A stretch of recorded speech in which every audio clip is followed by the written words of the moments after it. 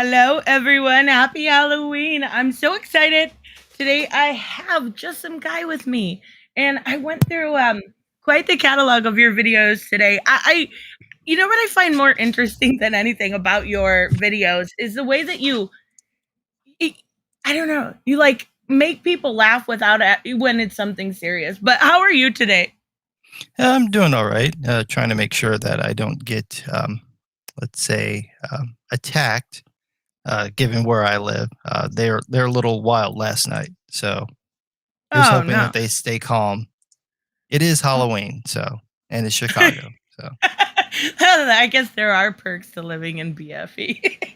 yes. Oh my goodness. So, today we're going to talk about Halloween comics. I have a couple that I wanted to talk about specifically. I know there is a lot of really good ones out. There was actually a lot of really good Halloween comics out this week specifically, and we'll talk about that too. But is there anything you're reading specifically right now that you're enjoying? Um, Actually, I've been reading more novels lately. Hmm. It's around this time of year. It's just from when I was in college. I got used to having to read. I took fiction writing classes when I was there, and during the fall, I got used to reading books when it turns fall.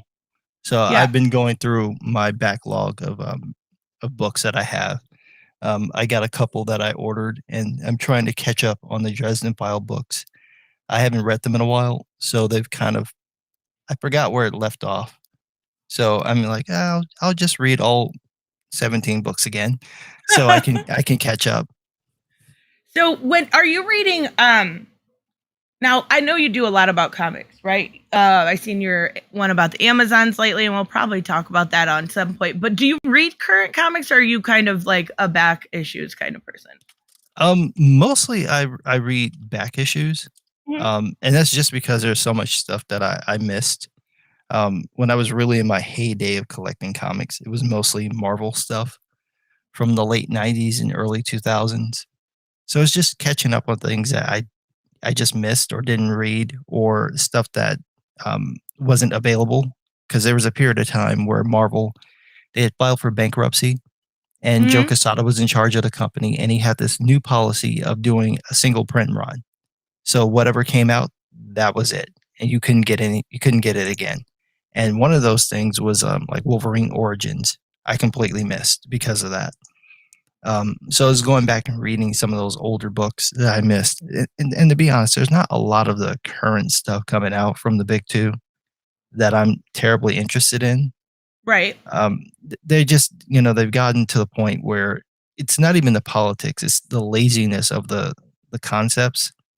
It's too much repetition of the same idea, and you have a lot of uncreative people writing the books.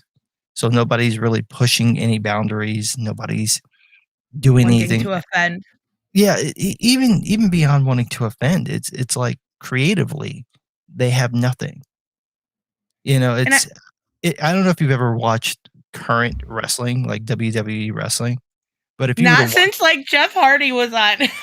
okay, but if you were to watch it and then just go on YouTube and pick a random scene from like the '90s, it's the polar opposite. It's just all the energy that was there has just been sucked out. And that's what reading a lot of stuff from Marvel and DC right now is like. And then when they have something that works, like Robin on DC, Mhm. that one's okay. They had Super Sons, which they basically never promoted. Marvel had Strange Academy with Scotty Young and Humberto Ramos, never promoted, and now that's gone. That ended.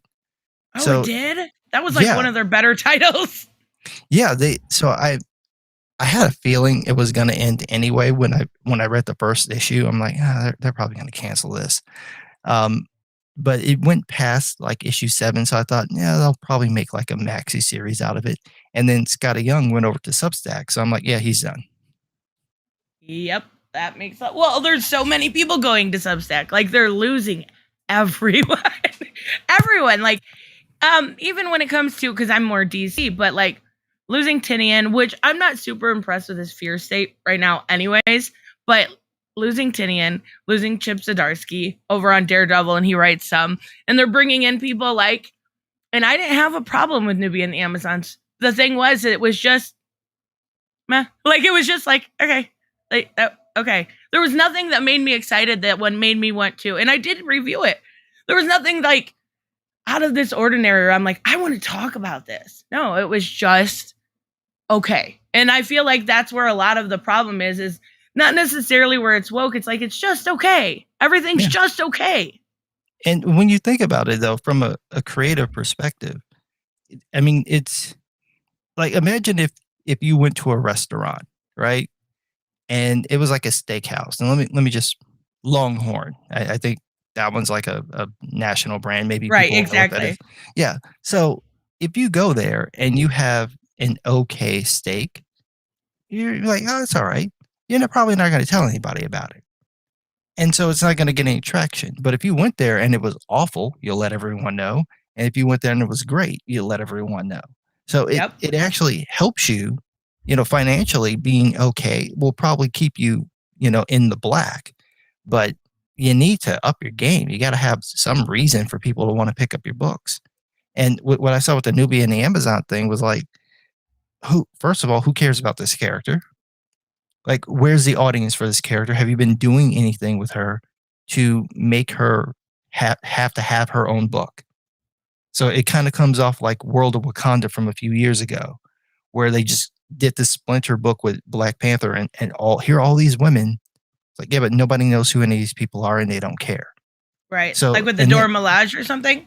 yeah, well, I don't remember the exact. I don't either. I don't remember the exact thing. I know it had less to do with the characters and it was more about giving Roxanne Gay a comic that she could write. That was really what it was about. Gotcha. But none of the characters were important. They weren't anyone that you were clamoring to read about. So it doesn't help. And with Nubia, it's like, okay, she's the Black Wonder Woman, but is she Wonder Woman in the book? No. So we're done. Well, she is the you're one queen. gimmick, but nobody cares. Yeah. Yeah, because I always say her name wrong. Hippolyta went and joined the Hippolyta? Justice. Hippolyta, yes. Look, nobody can reading pronounce names, Greek. it's It's Greek. They have like 84 letters in the damn thing. Nobody can pronounce that. well, half the time if I'm doing a video on it, I'll go to Google, like, how do I pronounce this? Because I don't have to say it out loud when I'm reading it. I'm just like, oh yeah, that one.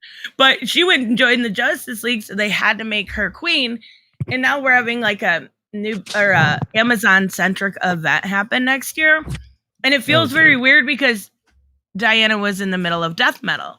I understand it wasn't like Wonder Woman, by herself, but she was the main thing of death metal. So it just, I don't know, it feels a little rushed to me. It feels like it doesn't, and I say this all the time, but it doesn't matter because we're getting a crisis. Like, does any of this matter that I'm spending money on they're doing every another single one? week? Yeah, and like, well, it's a rumor, but it's a rumor that's true. Come on. Oh, God. In the end of 2022, 2023. So they just let Scott Snyder thoroughly ruin their continuity. I mean, you have to give him credit. Well, you have to give him credit because Grant Morrison came in and he just went, "Oh, you want it to make sense? Haha, the Final Crisis," and just made it the most incomprehensible nonsense you've ever thought of. Oh my And God, then yeah. Scott Snyder comes in and goes, "Every story you've ever read actually happened, not like in alternate universes, but to the same characters." And then we had Multiversity trying to make sense of it. Then they're like, no, let's throw that out the window and let's make it the Omniverse. Like, yeah, I don't understand where we are going with all of this. Yeah, it's impossible. Please make it make sense. I got from Drew from Comics Elite. He said, Strange Academy isn't canceled. Trust me. Humberto called me out at the Dallas Expo for not reviewing his comic ever. He said, big things are coming. Well, that's good. But Scotty Young, as far as I know, like with the Substack deals, I thought that they were done. So it's like if you get the Substack deal, you're not working with any of the mainstream. Maybe I have that wrong. But yeah, I mean, no, the last issue made can. it sound like it was done. I read the last issue and it really seemed to wrap it up. So maybe they're going to start a new arc with like a different writer or something. I don't know, but it just seemed like it was done. That makes sense. See, I don't know, because that was one I dipped in and out of, and then I would just out. But yeah, It's probably when they go to Substack. I know at least for Tinian, he said he's done with Batman, but he's not done necessarily with DC. So they still are maybe can work, but how much work are you going to put into a giant mega corporation when you have creator owned and you own those rights? Like you're Yeah. not going to focus your abilities where on DC. You're just not. Well, this is where these companies have made a mistake since the 90s. The smartest thing for them to ever have done would have been to make their own version of Image Comics Yeah. Oh and yeah. to make them open. Because I know Marvel tried this where they had, what was the name of that line? Was it Epic Comics? Where I have. I'm not it was sure. like they were inviting certain people to come in, and they were basically, they didn't own the property though. It was still owned by Marvel. And Kind of like that's kind Vertigo. of, it was similar to that, because I think this is where the Runaways stuff first debuted. Um, there was Runaways, and there was something with some twins that looked like the Olsen twins. I forget what it was called. I know. I Um, see it. I'm more DC, so I'm not sure. yeah, So it they was are in like saying in the Epic late Comics '90s though. though. Okay, yeah, so it was like that. It was like their version of Vertigo, or another version of Vertigo, because they also had the Max comics that they were doing. And the deal was that they weren't owned by those people. They were owned by Marvel. And it's the same with the Vertigo stuff. It's owned by Right. DC Comics. It's not owned by the creator. So if they did something where it was creator owned, then you could get around that. And you would have the power of Marvel and DC behind you. So I don't know Well, if why they're not doing that. That would be the easiest way to get around the Substack thing. But the other thing is you have to cough up the cash, right? exactly. You got to pay the people, if you want them to come there, you got to offer them money. And I don't understand how a company owned by Warner Brothers and Papa Disney can't come up with the dough. They can. They just rates haven't changed for so long. Like people need to just start. I don't know, boycotting maybe the Amazon event. It won't be like Amazon. Let's please hope. So I actually didn't Amazon's mind attack. Amazon. I didn't hate it, but I know that's like a very unpopular opinion. Oh, let me get this one real quick. Sorry. People need to start reading more intellectual material. I cannot even pronounce that word. The Division of Nature by Johnson Scotus Oh, okay. You What know is that? what? Is I will. Periphery Sion, the Division of Nature by Johannes Scotus Erigena, John Joseph Moera. Yeah, Yeah, that's too much not English for me. yeah. Oops. Thank you guys so much for the super chats, by the way. But I think that's why when I go to get new comics, a lot of the stuff I even suggest is Image. Like a lot of what even some on Boom, I would say. Like Layla Starr and Something is Killing the Children, which we'll probably end up talking about at some point. I haven't read They that one. it's fantastic. They just had House of Slaughter come out this week, and it's both Something is Killing the Children and Department of Truth, which I have to at least highlight because that's my favorite horror. Are already signed on for a TV show. They're already getting these things because they're creator owned and they're huge already. Like I know they're not okay, so with Something to Killing the Children, I think it debuted at like right around 50K sales and it dropped really drastically. But by issue, I think 17 or around there, it was right back up to that. And that's the same thing with stuff like Saga. They those creator owned kind of take time to catch on, but when people catch on, they sell and they do well and they're great stories for the most part. I mean, you have to be picky, but they're fantastic. And Image is doing it right. Like a lot of their titles are really good. And they're pretty much like, okay, there's stuff like I think on Boom there's one called Home that's really terrible. Oh Um yeah, that's the one with the Mexican kid who has superpowers. yeah, You and know, it's like he's an talking about illegal the immigrant. border Yeah. and it so miscategorizes everything that happens at the border. That's my issue with it. Is nothing is rooted in anything that is reality. And I understand that comic books aren't reality, but that's the point you're trying to get across is that it's concentration S camps. No, it's not what it is. It's not Yeah, how things are, but you're misconstruing things for an ignorant audience, and that's where I'm like, okay, I'm not supporting something like this. there's a delay that happens with a lot of these books. It's similar to what happens with movies. But I think it's probably more severe with comic books because of just how much time it takes to make one and Hmm. actually get it into production, which is that idea probably would have worked. It would have been more popular among the right group of people if it had come out a year before. Right. But because it got delayed all that time, by the time it comes out, nobody cares. Yeah, exactly. So, And now it's going to be one that gets canceled because it's not just a bad idea, it's bad writing. well, that's the other trick to a lot of this is that you just have a lot of people who don't have any experience um, with writing comics. It's not a thing that they do on their own. And that would be at least the bare minimum that you have to be interested on your own to want to do it. Exactly. And if you're not writing comics on your own, you're not drawing them on your own. A lot of the artwork is ridiculously bad. I know there's one floating around right now that's getting controversy because of the images in it. What's it called? Gender queer. That was released by Oni Press, which is the reason why you're finding it in libraries. It's because Oh no my god, I've bookstore never is even actually heard going of to. it. Yeah, there's performing of a sex act on a not actual penis, because the person who wrote Okay. it is a woman who thinks she's non-binary, and it's a memoir, and it's explicit in its depictions of her fantasies when she was a teenager about what she wanted to do, and this is upsetting people. But even Wow. then, all it's pretty explicit.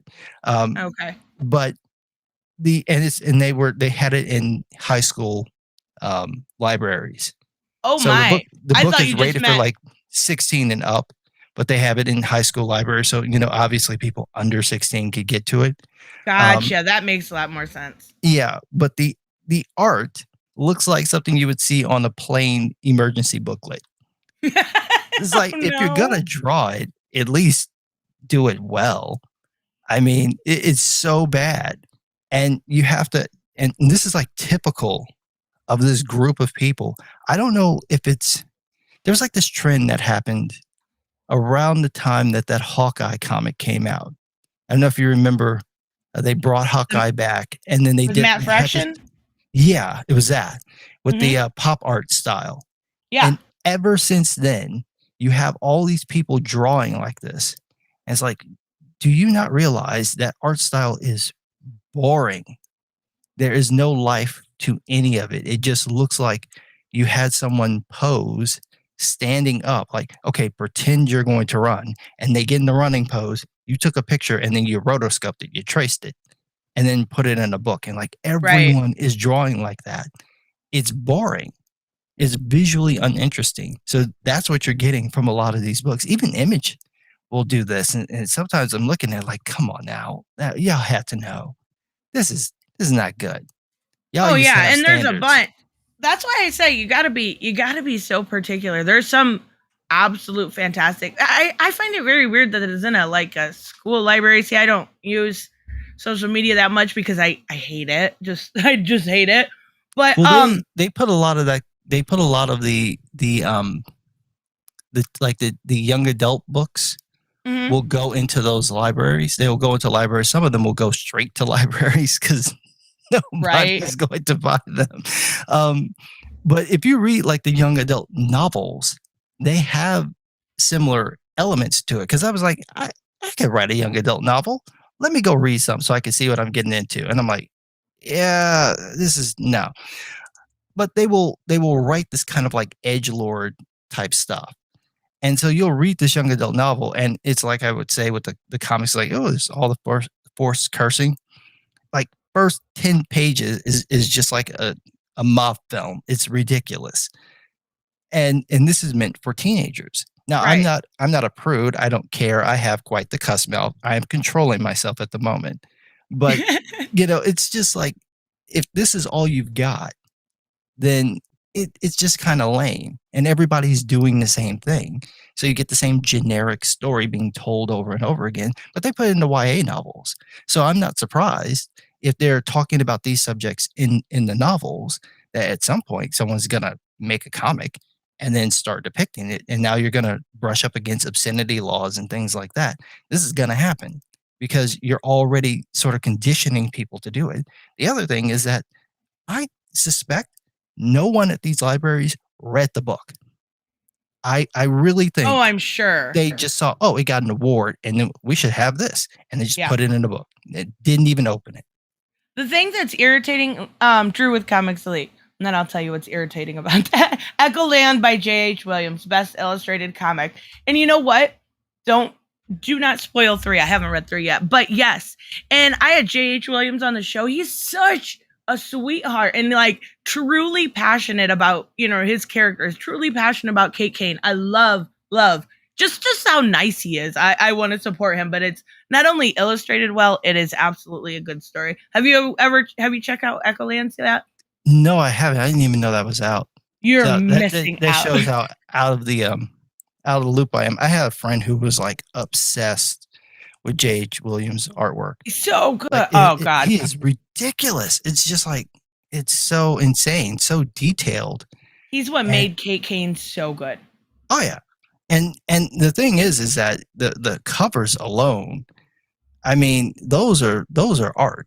Those are like Exactly. fine art. You need to teach people how to do that in schools because it's that good. It's so beautiful. We got a question for you. Since you read back issues, do you still enjoy old works of creators who have become assholes? Dan Slott, Mark Waid. So I haven't read anything by Dan Slott ever. I checked. I've never read a Dan Slott book. So hooray for that. Mark Waid is an interesting subject because he's a legitimately good writer. Like on his bad day, he's still very, very good. But I haven't, outside of the ones that I review for the channel, I haven't read anything recently, mostly because I don't actually have that many Mark Waid books. So I have a smattering of his Flash run. Right. I've got the beginnings. I got the opening for Impulse. I got most of those. There's still a couple of issues I was missing that I just haven't been able to find over the years. And then I have Kingdom Come. Amazing. Yeah, I think that's about it. I think that's not true. I have his Fantastic Four run that he did with Mike Waringo, which was absolutely fantastic. And like a smattering of other books that he's worked on over the years, but I don't actually have that many of his books. Like I don't have his Daredevil run, which got all these rave reviews. It just isn't a thing that I gravitated towards. So it's a weird thing where he's a writer that I'm familiar with, whose work I generally like, but I just never bought a lot of his stuff. It's kind of like how I like Stephen King, but I don't have a lot of Stephen King novels. It's just worked out that way. Mark Waid went crazy, but I mean, you got it. Like the talent's there. I just read one that I want to talk about for Halloween, which is Living Hell. And it was by Dan Slott, and it's some of the best Batman stuff I've read in a really long time. So the talent's there. It's a problem of where did they go crazy and lose it. Okay, Authenticity Seeker. I will definitely screenshot it and check it out. It's free on Archive. I'm not going to attempt that again, but thank you so much for supporting the channel. I appreciate it. What's Archive? It's free on Archive, the website where you can where they have this stuff to archive in the library. Well, I think they have library stuff too. So, okay. But the thing that's irritating about the YA novels is there is a good amount of really good ones. Like I've read a lot of them. Okay. So I can't say I've read a lot. I'm talking specifically DC here. I've read like the Oracle Code and I don't know if you've seen like the Beast Boy and the Raven ones and the Beast Boy Loves Raven. Those are good. Why aren't they ordering stuff like that? Like, I mean, maybe they are. I don't know because I don't go into a children's library. But all of those things, like, they could. I know they need coming of age stories. I get it. I do. But all of those are coming of age stories in their own way, right? But Even they're not in continuity, and that's what's no, kind of going to hit them in the end, is that if you read those and then you go and you try to read a regular book, will you have any idea who the real characters are? No, because the they're ones I completely mentioned, yes, but not Are like, they based on the comics, or are they just they're based on the characters, but they're like different interpretations of them? I mean, no more different than an Elseworld story would be. Okay, Um, for those ones. Now I like Legacy, and I know there's a new Legacy coming out. There is a bunch of really like you remember that one that came out about Aqualad? That one wasn't even bad. Like it wasn't great, but it the wasn't one where it looked like he was being splattered with fish bukkake. yeah, that one. You promised me water or something like that. Yes. It's like that one wasn't terrible. But then you have stuff like I'm Not Starfire, and I literally reviewed it, and I got halfway through my review, and I'm like, I can't do this anymore. Yeah, Like, I gave up. oh, I'm like, I get I'm not even gonna try. I finished it, but I'm like, I don't care. I'm not doing it. I don't care how many views I would get. I cannot subject myself. it's bad. And then why Yes. don't they take characters and make like a Batgirl? You know, a Batgirls. I know they're making a title, but They I mean like did, a but YA. they like screwed it over. Like they did that with Cassandra Cain, and they made her like a Yes, that was terrible. I mean, it yeah. wasn't terrible, but it wasn't great. I remember that one now. The main problem with mainstream comics was directly attributed to stagnant page rates. The art is outsourced, the writing gets worse. Yeah, and that's a huge problem when your page rates are still the same as like 1979. You know what I mean? Like, I don't even understand that one. It's really bizarre that they would do that, given how popular the books, at least the characters are, and I could see to a certain extent, since the books aren't pulling in as much money, that they would make that excuse. But part of the problem is that if you want people to work, they need to have an incentive to work. You yes, gotta pay them. And the other thing is that if you want them to be able to give this their all, they need to be able to do just this. I've told people this a lot of times, and when they're like, "Oh, you should do a comic," it's like, I don't have enough time in the day to be right, able to do that. You look at what Tim Lim does with Common America, and it takes him several months to get through a single book, not just because he's doing about 60 pages, but because he has a full-time job, and right. it's all of his time to draw and color everything. It's a lot of work. So you need to be able to do this one thing, especially if you're drawing it or inking it. You really need to be able to do that one thing. And if you're giving someone, you know, $75 a page, 120 Yeah. bucks a page. I mean, like that's ridiculous. I would be curious what they paid somebody like Jorge Jimenez because his art, oh, absolutely stunning, beautiful work. Oh, And he's getting at least like two to $500, depending on what project he's working on. he absolutely deserves. I don't would Bianca ask a good question. I wonder if that would be considered outsourced because he's got the talent to behind him. There are people that don't, but But he he's here, absolutely right? is one of the best. I He's in the may, States, though.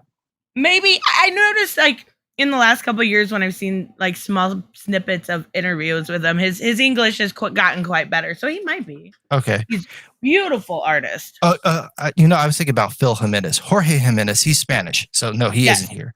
Yeah, I Yeah, didn't Jorge know. Jimenez is like fantastic. That man is just insane. Absolutely insane. He is one of my current favorite artists. And every time I see something of his, I'm like, okay, let me right click and save that for Yeah. later. Is so good. Is so good. But when you look at something like that, there are people here in the States that do that. Yeah. So why don't you want to hire them? Well, because you can hire Jorge, as talented as he is. The Spanish, whatever it is not the same value as the American dollar. So you can Right. pay him less money and it will be better for him. But on our end, it's like maybe you're giving him 75 bucks. Yep. And And that becomes an issue when you don't have somebody you can outsource it to and they're like, fuck you, I'm not taking $75. Like there's no fucking way. No, people should be paid for what they're worth and that is not worth it. Find somebody that will. Like well, the irony is that when you look at at what happens, say, in an illustration job or in like graphic design. You can command out of school, right out of school, $35-$40 an hour. Mm-hmm. That's intro. So you're talking about if you were to spend, 3 or 4 hours, putzing around making a business card for somebody, you can walk away with $150. And you literally may have spent 3 hours doing something compared to someone spending 12 hours drawing a page, and they're going to get the same amount of money. Yeah, and And that's that's a ridiculous. student out of school. That makes absolutely no sense. No, and it doesn't. And even like, I know like most people concentrate on art, but even when it comes to like letterers, like I've seen some page rates before, and I'm like shocked at why you would choose that as a career, or inkers. How were you surviving? Like, I generally like, for writers, depending on talent level, it's not awful, but like it's not something that you would become wealthy for unless you do go creator own. And I think that's a lot of why what we're seeing. Are we gonna talk about horror comics soon? Yes. We just got off subjects, but okay, go for it. What's your favorite horror comic? I actually don't read that many. Mm-hmm. So I can just sort of pick of ones that kind of stick in my head. I read Severed a few years ago, which was by Scott Snyder. Mm-hmm. It was a period piece. It was set in like the early 1900s. This boy, I think, runs away from home, and he I winds up forgot to meeting pause this it. like. Sorry. You pause it. Yeah, there we go. Okay, go ahead. Okay. This kid runs away from home, and he meets some like vagrant or something, and the guy's like, "Oh, I'm gonna help you," and it turns out he's a serial killer who is a cannibal, Oh and he wow. likes to eat kids. So the story is about this boy trying to like get away from this guy and escape in one piece, and it's a pretty good thriller element to it. It's a little predictable, Right. but it's like predictable, enjoyable, right? Sort of like if you watch a Friday the 13th movie, you know what's going to happen, but it's still enjoyable. So I liked it. It was well written. The art was okay, not my personal favorite thing, but it was okay. The coloring was very good. It was very dark and atmospheric. I've never Kind of heard of it. reminded I'll me have to of check it out. Hell or Fell. I'm sorry. I'll have to. I've never heard. It kind of reminds me of like the Corinthian from Sandman, like the nightmare escaped into real life. I haven't read that one either. You haven't read Sandman? No, I'm Oh not my that much goodness! of a Neil Gaiman fan, or Gaiman, or however he pronounces it. Oh, what is wrong? Okay, It's the pretentiousness. I could get that. I get that. I encountered the pretentiousness before I got to the comic. So by the time I got to the comic, I'm like, yeah, I don't like that guy. Oh, he's like, yeah, I get it, but he's probably one of my favorite. The Sandman was so like unique and amazing for its time, which I don't know that it could exist now. I'm like, honestly, I don't think it could, but it was so good, and it was so like weird but real at the same time. I love Sandman. I love Sandman. So what my favorite right now is Department of Truth. It's James Tynion. Holy moly. I don't know where Tynan is going with this. Like, I feel like when he first, generally a lot of the writers are very liberal, right? So Yeah. he started looking into this, and this is just my theory. He went down a lot of rabbit holes he didn't mean to when doing this, and now we have Fear State, where basically Fauci is the bad guy. And we're getting this, like, I guess the best way to put it is like, every conspiracy theory ever is in this world. And the main character was part of the satanic panic. So a lot of what they're talking about right now is like the religious right? The zealots of that era. And not in a pretentious way. It sounds pretentious saying it out loud, but it's not. And it's talking about like what satanic panic caused, and then going through like if Lee Harvey Oswald hadn't died, if a lot of the, like, if the elites were set up. Like, one part was about how Obama really wasn't born here. He was chosen to be president. The whole like getting his remember that whole issue with his birth certificate? Yes. Like that was real in this book. Like he really wasn't born here. Like he went through all of these different rabbit holes, and basically what it seems to be finding out right now is that the idea of something is actually stronger than anything else, than facts, than an opinion. The idea of something can actually create something into reality. So someone believes strongly in Bigfoot, then they have to go Bigfoot hunting, right? Like Yeah. it's so good. It's on, I think it's on issue 13 right now. And every single time I read it, it is fantastic. Like we're getting the origin of this girl right now. I won't spoil it. They did give like her a name, but I still like, it's one of those things where I'm like, is it Audrey Hepburn? Are we looking at a live Marilyn Monroe? It's one of those books that makes you think, like, I'm not sure Tinian believes some of these things are conspiracy theories.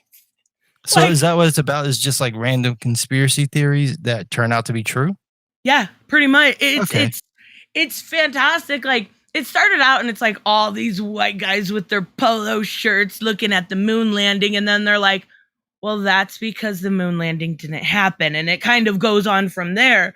And it's like they take, flat earthers, and this idea is stronger than anything. So if 100,000 people thought that the earth was flat, then they need to go make sure that the earth isn't flat anymore right now. Like it's awesome. The way that he brings everything together, there's like two factions of people like that run the government, and one basically is the Illuminati, and then you have the people against that, and it's probably the best book out right now. Like hands down, better than anything else I'm reading. Like better than any Batman title, better than anything that's indie. It is fantastic. It's through Image? Yeah, it's through Image. Okay. It's much, and his Something That's Killing the Children is good, don't get me wrong, but this is 10 times that good. Like if you like psychological horror, this is more that. Like it's not going to like scare you, right? But it's going to make you think. Okay. It's awesome. And then there was one more that I wanted to talk about that I meant to do a video on for Halloween, but yeah, I didn't get to, just because it's doing reviews takes so damn long. And that is Arkham Asylum Living Hell. And I don't know what it is. Like I love Cole Cash just from the Arkham games, but Okay. this is like one of those things where we get almost the psychological profile of the different characters. Like we learned out that Humpty Dumpty's really not a bad guy. Like, and we see Magpie sleep around for different things. We see Killer Croc is the reason why, Cole Cash lost his arm, even though we don't really have Cole Cash in the comics anymore. But this is Dan Slott, oddly enough. And we get to see like what happens with Doodlebug, who kind of like uses his art, but he uses blood and stuff. So he brings it in and he like summons all these demons, and you've got of course Jason Blood whenever there's demons, and it's really good. Like it's true Halloween fashion. Like I love the psychological aspect of any book. Like if you're going to just show me why somebody is doing something, right? Or Aaron Cash. Did I say Cole Cash? Cole is the Cole Turner is from Department of Truth. Aaron Cash. But if you're going to show me, an action scene, that's wonderful. But I'm kind of one of those person that wants to know why these people tick. You know what I mean? Like I find that more fascinating sometimes than the actual action. Okay. Yeah, I that's one that I haven't checked out either. I think most of the ones that I've read have been a little either obscure or just they're a little bit older. Like I read Crossed a few years ago. Through Avatar. It's sort of it's like a zombie apocalypse thing. Right. But the virus makes you like a rage monster, and you're like incredibly depraved. You commit all sorts of horrific sex and violence acts, And once you sort of get infected, you're not completely turned. You're like you're still aware of who you are, but Right. all your worst tendencies come out. And Ooh, that the sounds people who get interesting, though. infected, they get this like cross shape on on their face or on their body somewhere, which is why they're called crossed. And Right. it was created by Garth Ennis. So Oh, yeah, it's got all he's so his good. usual stuff, um, and it's just very. I think it ran for a while. I read like the first couple of issues, and I think it ran for about 100 issues or so, with different people coming in and doing different kinds of stories. It got a little edge lordy, very quick. Right. So that was Garth why I Ennis kind of is gonna dropped it. kinda do that. Yeah, it's sort of like once you get past the gore and it's like, oh, there's someone, banging, another person as they're ripping them apart. It just kind of gets, it's like, okay, I've seen it. It wore off. But there Right. were some interesting ones. There were part of the story are these people who are trying to survive, essentially. And I may have this mixed up because it's been years that I've read it, so I might be mixing Right. up a couple of different things. But there's just these people trying to survive, and so they've grouped together and they're going basically across the country. I think they're searching for one person's husband or her daughter. No, Mhm. she's got a son, and she's trying to protect her son from being infected. And like you can see what's going to happen. It's obvious what's going to happen Right. with the kid. But you start finding out little bits of detail about each person as you're going along. And so you're finding out that these people who are kind of presenting themselves as wanting to be helpful for the group, they all have their own motives, they all have their own past. They encounter one guy, this old dude who is seemingly remorseful for having to kill all these cross people. He's like, no, I was doing that before this happened. He was a serial killer. Mhm. And he's like, no, I'm good now. You could trust me now. I mean, we've been traveling for months. And so they have to put him down and they have to kill him. And they trick him into thinking that they've forgiven him and then take him into the forest and just murder him. Um, Lordy. yes, it's typical Garth Ennis fare, with his usual commentary on society and how depraved it is. Um, and it's okay. I didn't get past maybe the first 20 issues or so. Mhm. So I don't know where it goes there. I'm thinking he probably wasn't on the series after that, and they bounced around. But it's Yeah. those kinds of premises where they would just take a situation, they plop someone in a scenario, and like, okay, you're living in this world where these people can get turned into zombies. All you got to do is get bit, and then you start losing your mind. And how do you survive? And what kind of horrible things do people do in this world? And because it's not trying to be PG-13 or get made into a movie or anything, it is just completely depraved. So, it is what it is, kind of thing. I kind of like that when they know they don't care about getting some sort of deal, so they'll go there. You know what I mean? Like Yeah. that's what I like so much about Brian K. Vaughan saga. Like that's clear. There's no way that would work, right? But it's still it's what makes it so good because they're not afraid to like take that chance. I like that. I think that's smart because Garth Ennis is so edgelord, but like sometimes in a really good way, sometimes in a over the like you gotta be. I don't know his his boys kind of made me question his writing. So don't get me wrong, it's good. The show is actually way better, but like that was just like holy fuck, I think I'm traumatized for life. Yeah, he has his moments where, he likes to push the boundaries and make people very, very uncomfortable. Yeah. And I don't mind that. Hmm. I just watched the Squid Game, and it Oh yeah, kind I've of heard about yeah, that. it's it's the same thing. It's like you put people in a situation that's kind of predictable, and then you just watch how people behave and what happens and the horror of how people behave in kind of these depraved situations and scenarios.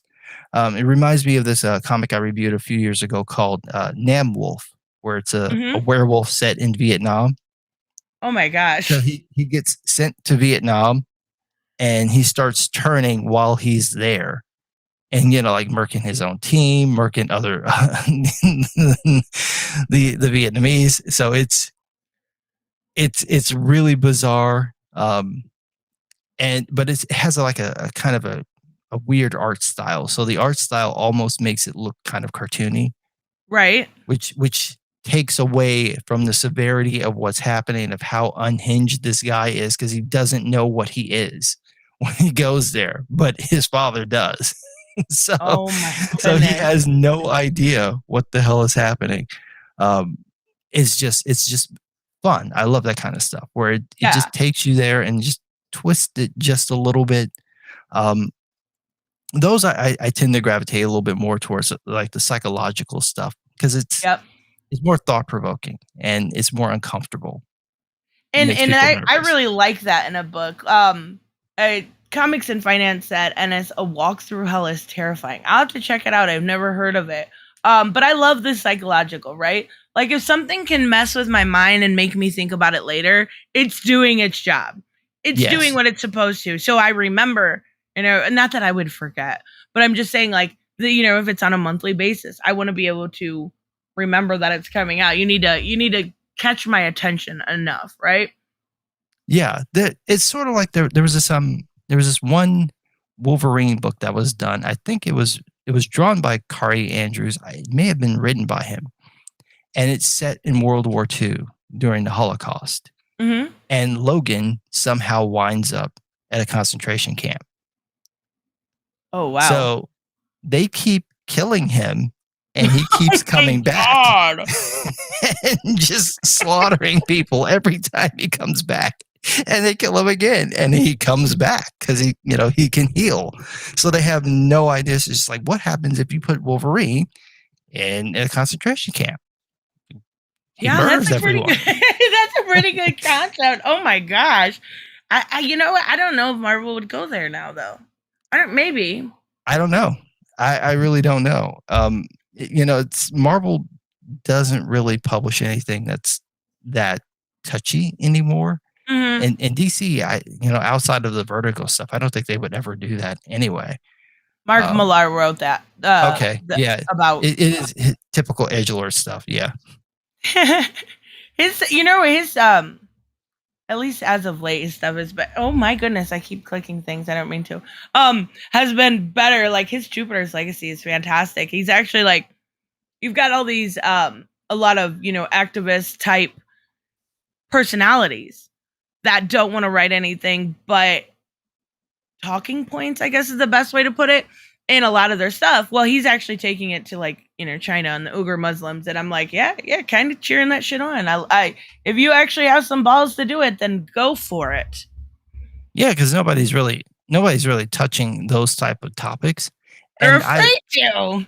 I like that people have the courage. But the other thing is whether or not it would get published, and that's kind of where the problem comes in, of who's going to be willing to publish it. You could try to self-publish it, but depending on where you go, if you go on Indiegogo, they probably won't have a problem with you. But if you try to do this on Kickstarter, they probably won't let you get it through. That's so silly. That like I don't get it, but okay. All right. Yeah, I mean it, but it's Image. I'm sure it's Image. Yeah. Jupiter's Legacy, it's Image. Okay. So yeah, I mean that they do the self-owned stuff, but it's really good. Like you got to kind of have a little bit of respect for somebody actually wanting to take the shots that need to be taken instead of the easy way out. You know what I mean? Yeah.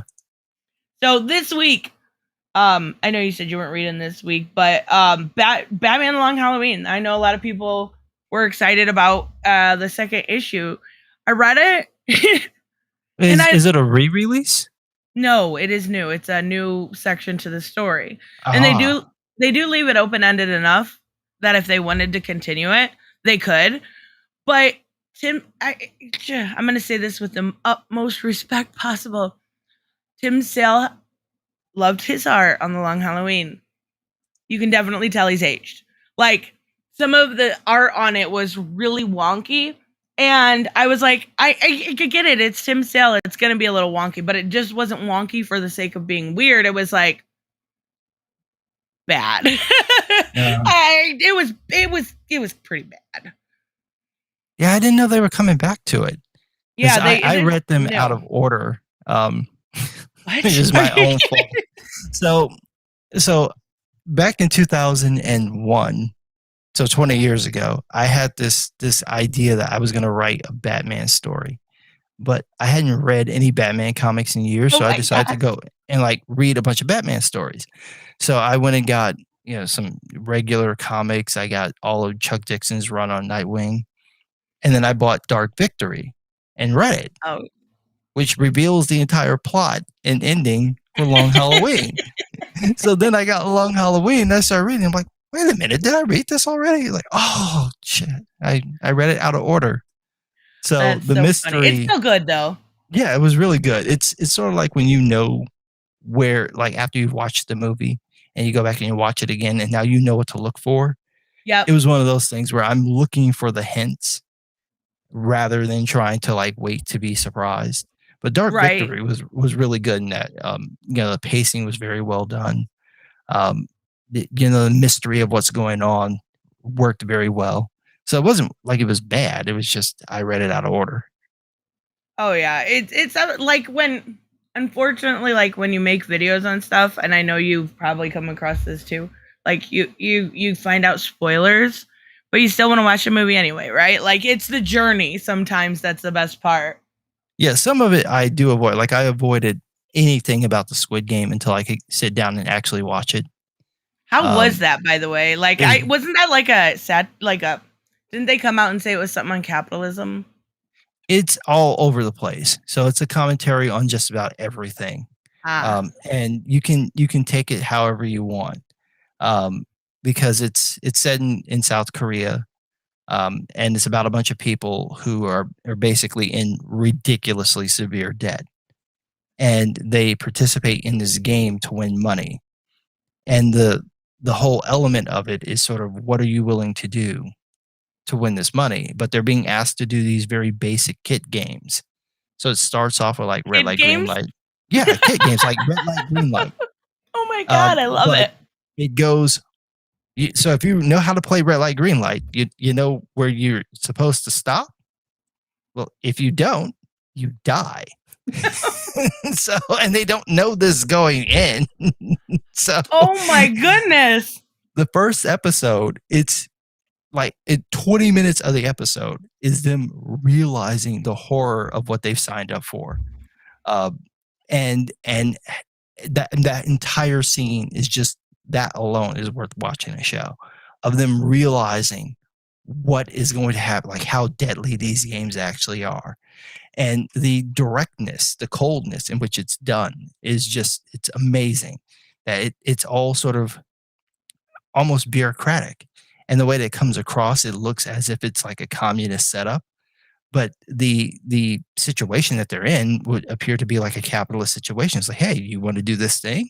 I will give you money if you do this thing. And Oh they're my not being gosh. forced to do it. They're being told, hey, if you don't want to do this, you can back out. Right. And they're given the opportunity to do it. So everyone is there because they want to be there. And that's kind of the wonkiness of the scenario, is that you're watching these people go into these extremes, and you're seeing people who you thought were good just become horrendously villainous. You're seeing people who you thought were, maybe they're shady, and maybe, it turns out that they're not. And then people who you thought wouldn't do something, watching them do it. It's really good. And they're nice, sort of predictable twists that happen. Like you would know, like when you see it happen, you're like, yeah, I figured they'd do something like that. You just don't necessarily know where in the Right. scenario is it going to happen. But it's very well done, very well shot. The acting is phenomenal. If you're going to watch it with the subtitles. I know people don't like to read, but you need to hear them in their real voices because the performances are so good. It's absolutely incredible. It And kind I of mean, reminds Go ahead, I just sorry. watched it last night. I watched it just all 9 episodes back to back to back. Oh my goodness. How long are the episodes? About 40 minutes to an hour. That's Honestly, I not too wasn't bad. checking. So, It was that good? yes. It was so good that I actually got pissed off with Netflix when it's like, "Are you still watching?" "Yes, bitch." Obviously, I'm still Oh watching. no. Like, why would you ask me if I'm still watching? It was like 2 episodes in. Like, why would you ask that question? Why would you stop the feed and ask me that question 2 episodes in? What's wrong with you? Oh my god! You know, that reminds me a little bit of a book that's, I think it's only 3 issues out right now. It's called Eat the Rich, and basically all of the servants, because it's this wealthy family, right? And all they on birthdays they become, you know, crazy murderous cannibals, but all they eat their servants. Oh, But jeez. yeah, but they all signed up for it. They get, like, one girl has really bad health issues, so she gets 20 years to live, you know, pain free, basically be their servants, and then on that 20th year, she's going to end up being eaten. But they send her kid to college and they do this. So it's like, would you, if you knew the rest of your life was going to be horrible pain, like no health insurance, no issue, would you live 20 good years? Like, you know, you're going to be eaten essentially, but is 20 years worth it? It's really kind of, um, I mean, it's not like really on capitalism or anything like that, but it's like, yeah, I kind of get it. I kind of get it. 20 years would be worth better than 30 or 40 years in pain. I get it. It's the quality of life thing, right? Yeah, and it's an interesting, those types of stories are always kind of interesting because it's something that people don't really think about, but it is the calculation that you're actually making most of the time. If you work a terrible job, chances are the job is crap, but you're making a calculation of, if I do it this for this period of time, I can take the money and help my family, or I can set it aside and do this thing that I want to do later on. So you're seeing that played out to its extreme.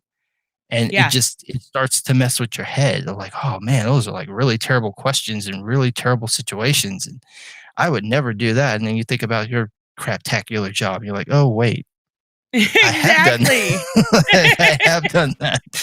Like, nobody necessarily like killed me and eat me, but it doesn't mean my job's any better. Like, I kind of get it. You know, quality of life is nothing, doesn't necessarily, you know, um, it's kind of better than quantity at some point. And Yeah. I get it. Okay, ain't that the purge? Wait, ain't that the purge? Rich pay you. I've never seen the purge. Rich pay you to kill you. Oh, thanks, Shelby, so much. I've never seen the purge. Isn't that where they I like have one night to kill people? Yeah. So it's like one night, there's all crime is outlawed, except for that one day, and then that one day you can do whatever you want for those few hours that the purge is happening. So everyone is like, they're boarding up their homes and trying to make sure they don't get out, because people just get to go around and just unleash. And you get to see what people are like when they just unleash. It's not good. It's not pretty. Well, like, They if do it's horrible only for a things. night, can't you just like hunker down in your basement and hope the night goes well? Like, But it's people have been planning the whole year for other oh, okay, people so it's like hunkering announced down. ahead of time. Yeah, it always happens the same day. So everyone knows. Wait, it's an So, annual thing? yes, it's Oh, every fuck year. that. Yeah, it's really bad. Every year the purge happens, and the whole idea is you've got to make sure that you don't get got. Oh my And god, no. that's terrible. It's terrifying, isn't it?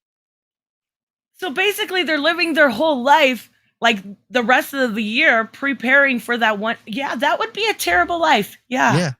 But an Yeah. interesting concept for a movie for Yeah, sure. it Oh my is. goodness.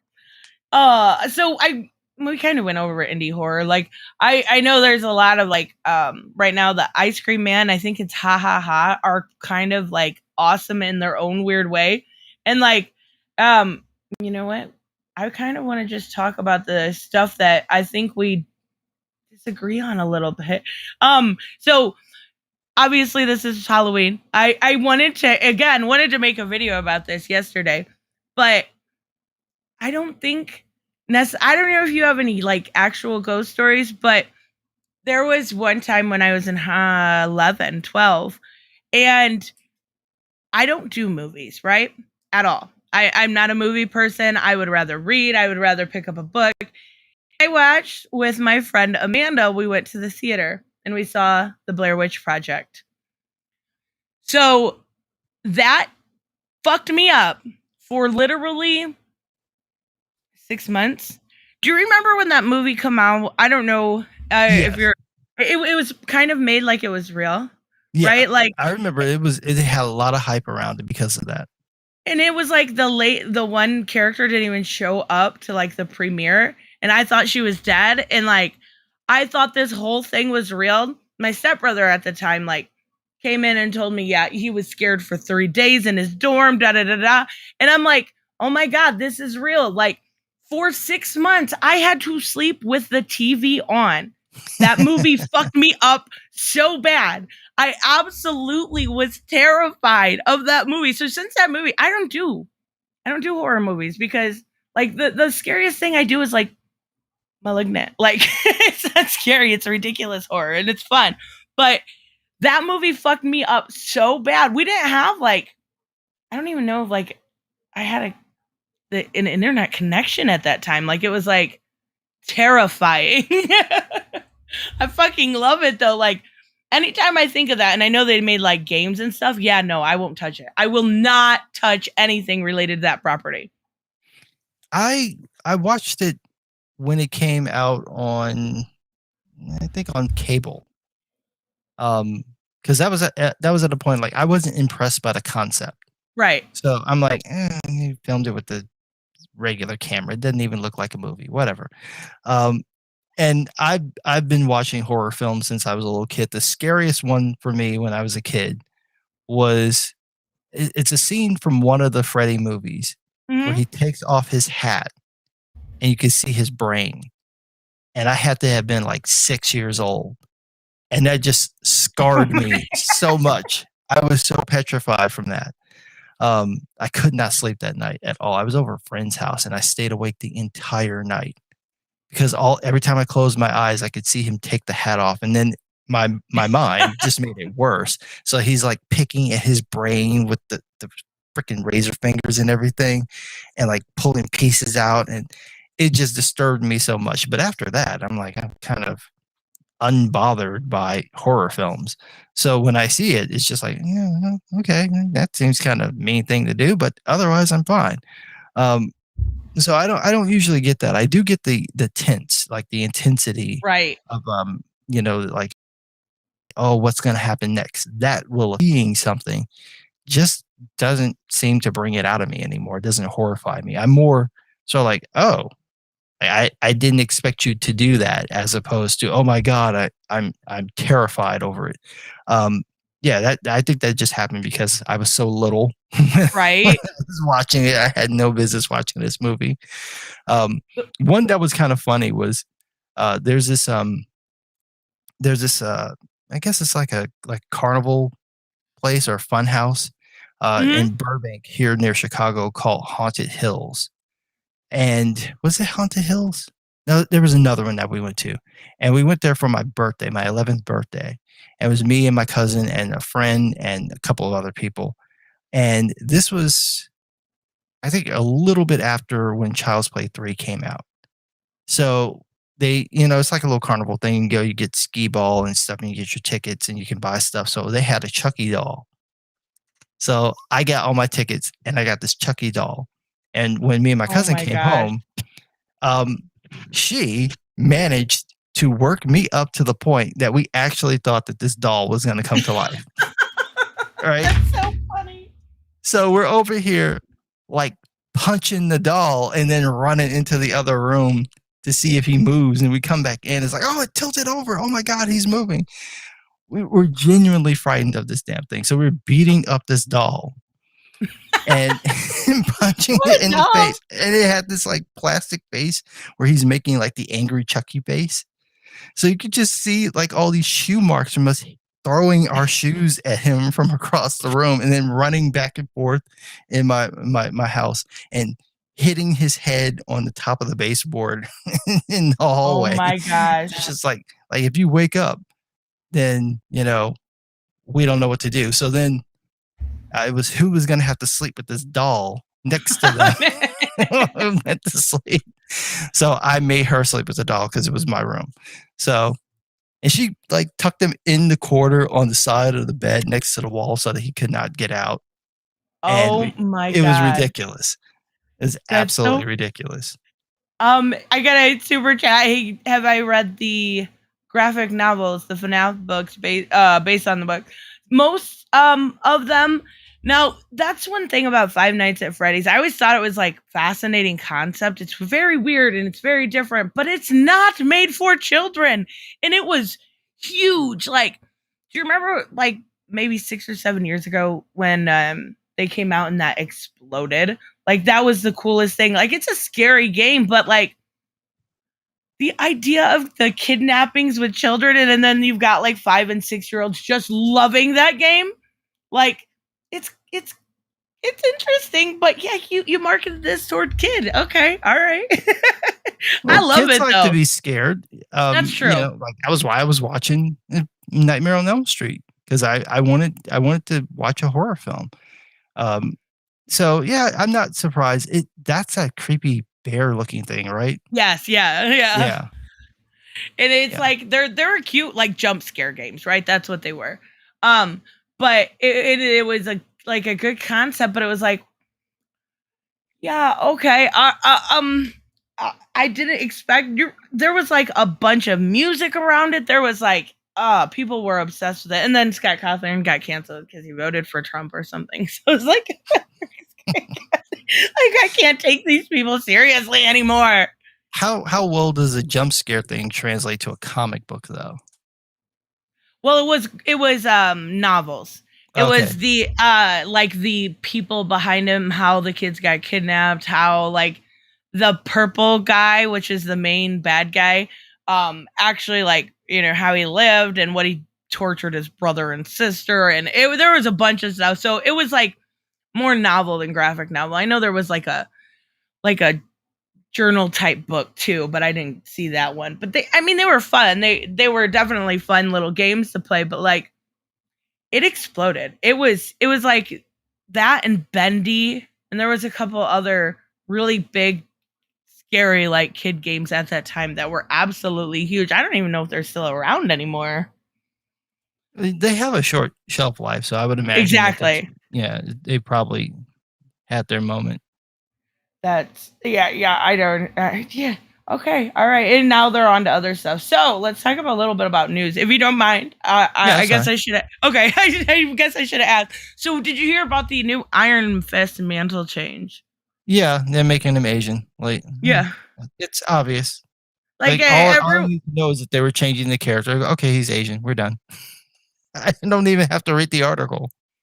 yeah, and Alyssa Wong is doing it. That's the chick who Yes, accused it CBC is. The Boss Yes, Speak. it Yeah. Mhm. is. That's how she got her job. Yeah. I'm like, okay, so she has read she in DC she did one story in a like a backup anthology that was really good. And then she did one that was okay, like in an Asian uh I don't know, a Festival of Heroes book, right? They do those anthologies for Yeah. it wasn't awful. Like she's not a terrible writer.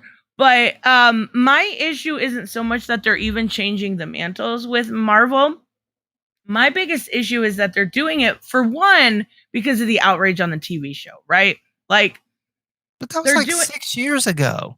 I know, but I don't think that matters. And the other thing is a lot of the men at Marvel are written so emasculated. Like every single one, and that's exactly what they've done to him lately. Like completely like put him behind, and I can't, maybe it was AO, basically took his power, and he's like, even though I've been Iron Fist for 40 years in two panels, you were a better Iron Fist than me. I was like, Yeah, well, what? that's always the MO with this type of stuff is that they replace the character and then have the original character say, "You're better than I am." For no particular reason. There's no reason why that should ever happen, but it's Like just what show happens. not tell. Well, it's not even show not tell. It's like, why would you do that to your main character? Why would you reduce his status to make someone else look better? Why don't you just make the other person look better?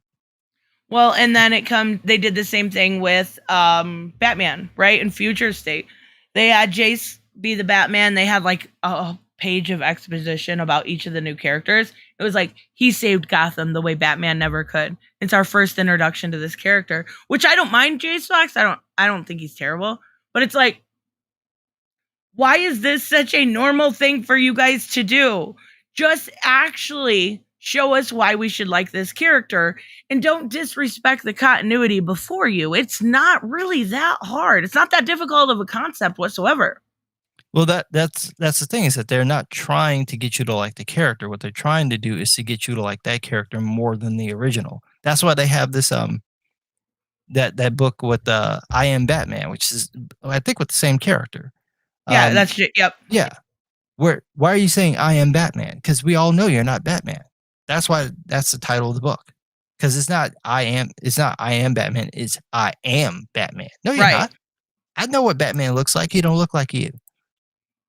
And now they're making and I, like I said, I've been reading I Am Batman. It's not the worst thing. John Ridley does this weird thing where it's like, it's very everything's very black and white, right? Literally black and white.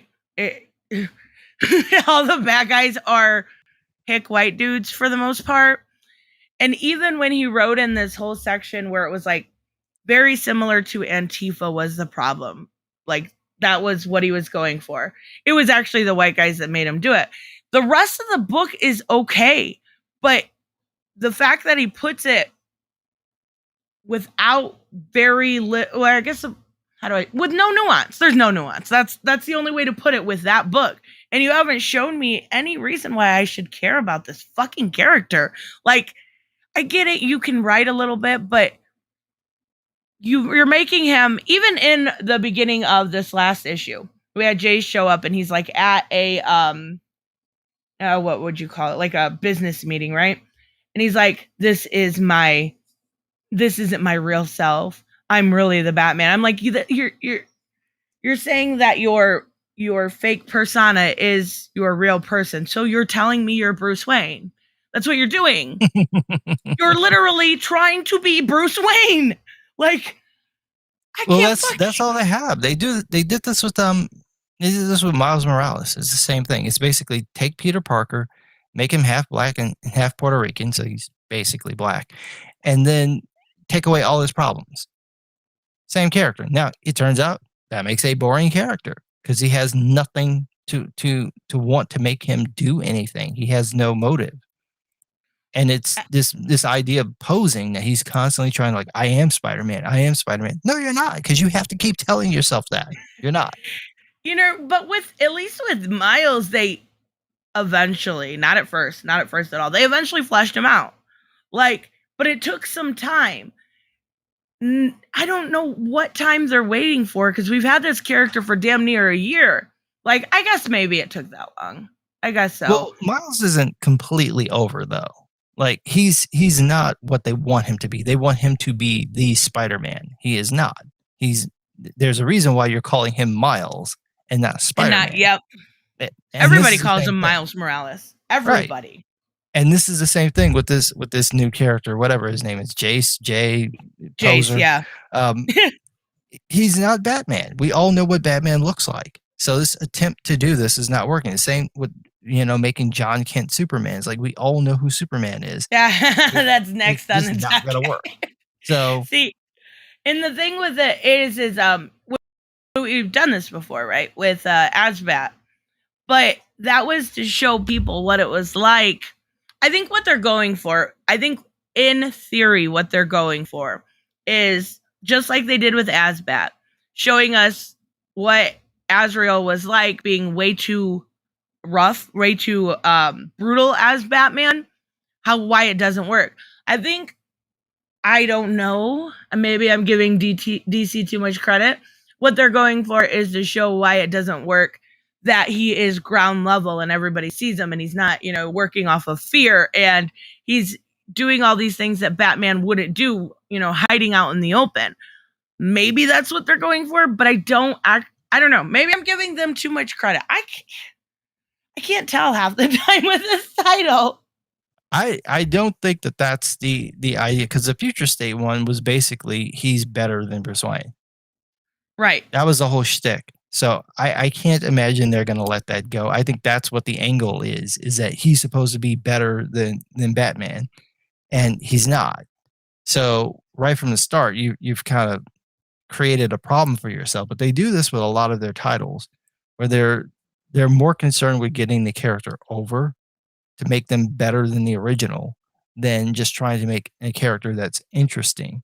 And the problem is that you're doing this with established characters that everybody likes and knows very well. So it just doesn't work. It's like imagine if someone were to take Stone Cold Steve Austin's persona and then give this to another person. It would Right. just it would fail because even if you're not a current pro wrestling fan, you probably know who Stone Cold is. Oh yeah. That's it. It's not gonna work. They tried this with The Undertaker. They've had like a bunch of different copies. It just didn't work. There's one Undertaker. It works for that guy. Now you can come up with another little angle, and sometimes that will work. But if you try to just take something that's that established and give it to another person, it like we already know what they look like. So I think that's Let- what's happening here is that they're trying very hard to present a very particular version, ignoring how it's actually going to come across to the audience. Well, let me ask you a question then. Why do you think it worked with characters like Barry and Jon Stewart? Well, with Barry I'm sorry, Allen, Wally. Wally. well, with Wally West, the reason it works there is well, it didn't completely work. It partially worked because there's still a Right. group of people who are like, "That's not my Flash." Um, but the reason why it partially works is because of how Barry died.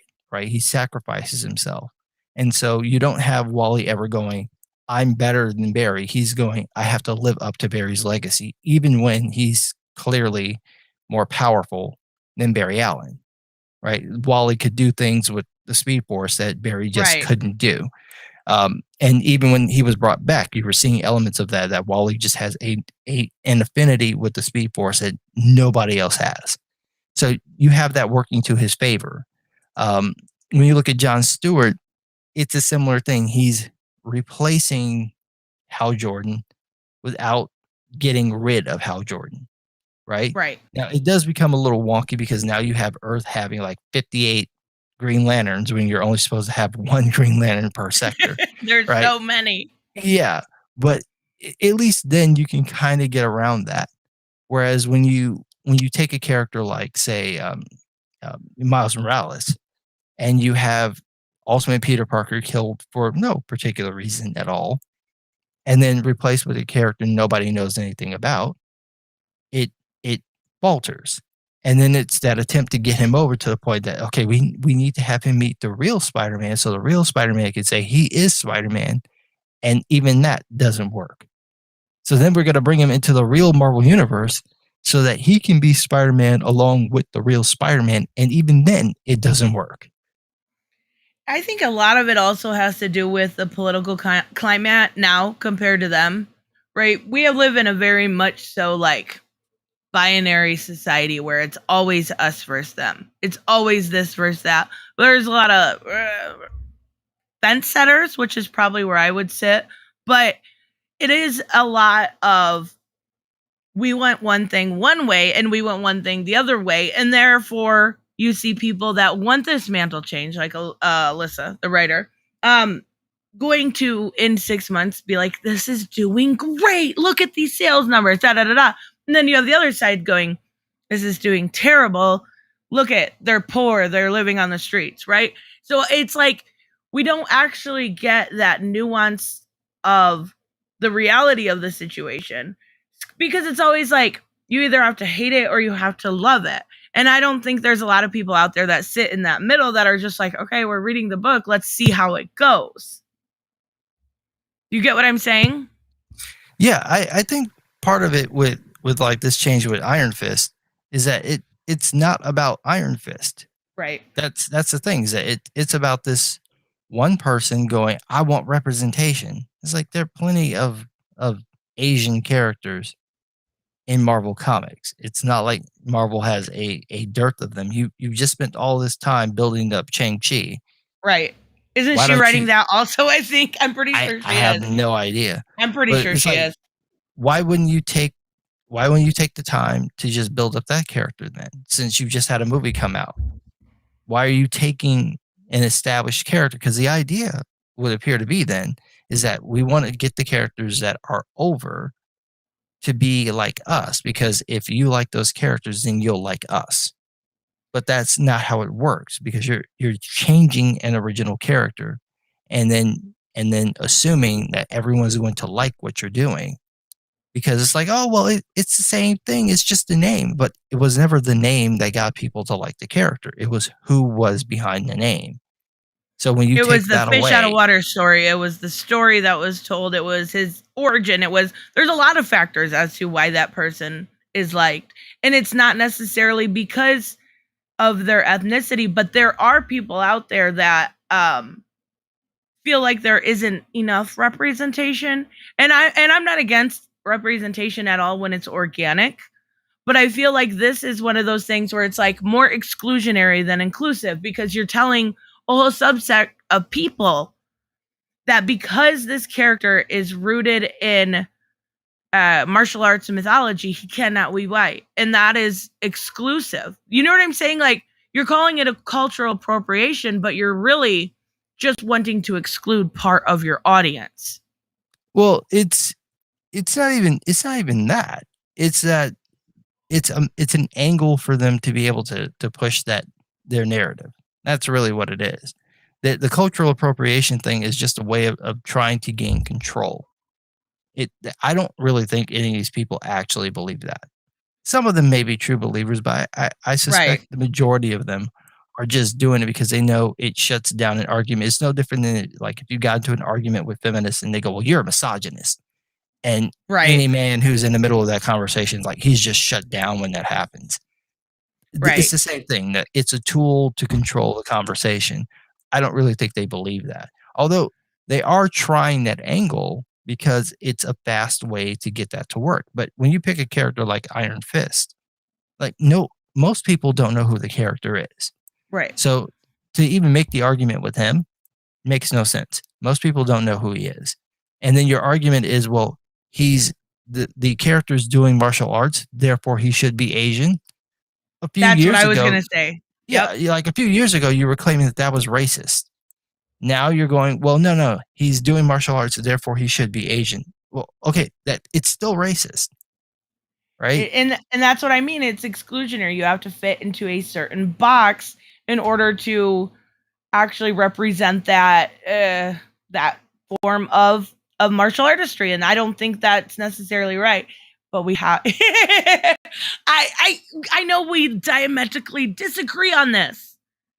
So what do you think about the whole John Kent, son of Kal-El, the revealing that he is bisexual? I think it's lazy and predictable. What else were they going to do with him? I mean, after Bendis aged him up and basically ruined the character, what else can you do with him unless you're not going to revert him back to what he was before? There's nowhere else to take him, and so you turn him like, oh, he's bisexual, but you're only seeing him do stuff with dudes, so he's effectively gay. Well, not necessarily. I mean, we don't have enough of the story, I think, in that matter to know, because there's only 4 issues out right now, so we don't But know that. whose fault is that? That's That's Tom Gabe Taylor, and Eltaeb. that's He's the one who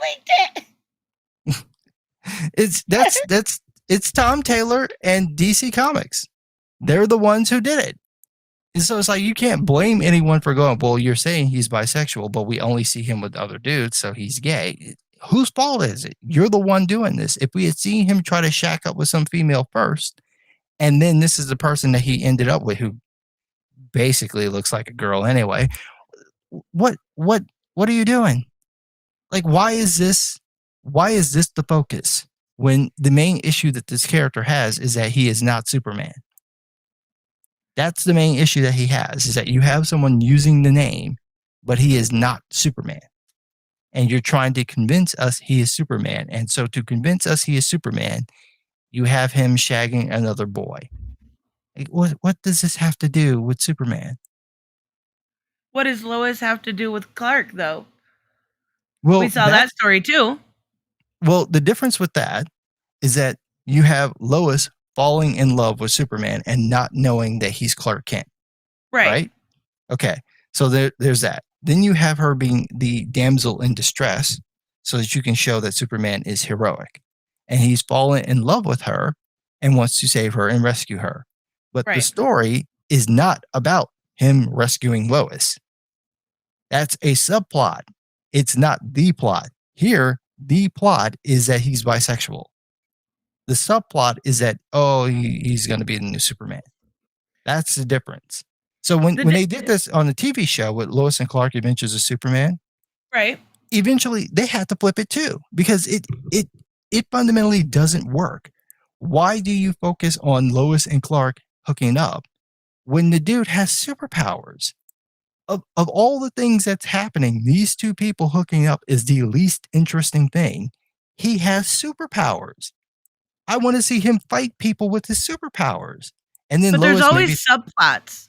There's always like slice of life subplots put in, right? So that doesn't bother me. It's that's not how this is being shown. Like imagine if you were they just did the Lois and Superman show, right? And it's focusing. It's so good.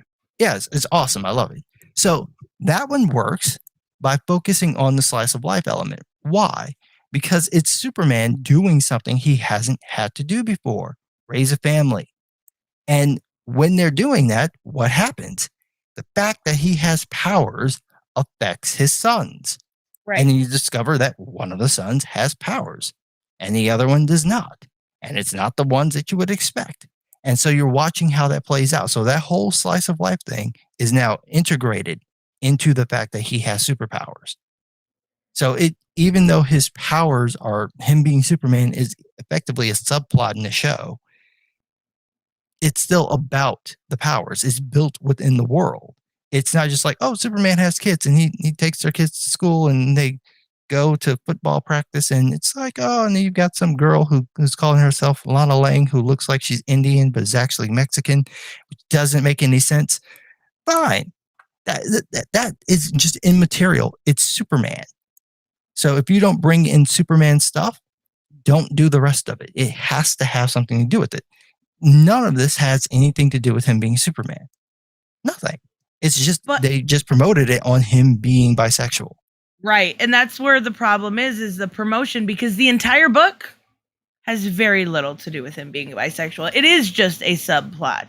And I think that's where the disconnect happens between the story and the media is they're not reading the story. They don't understand what's going on. It was Tom Taylor who did it though.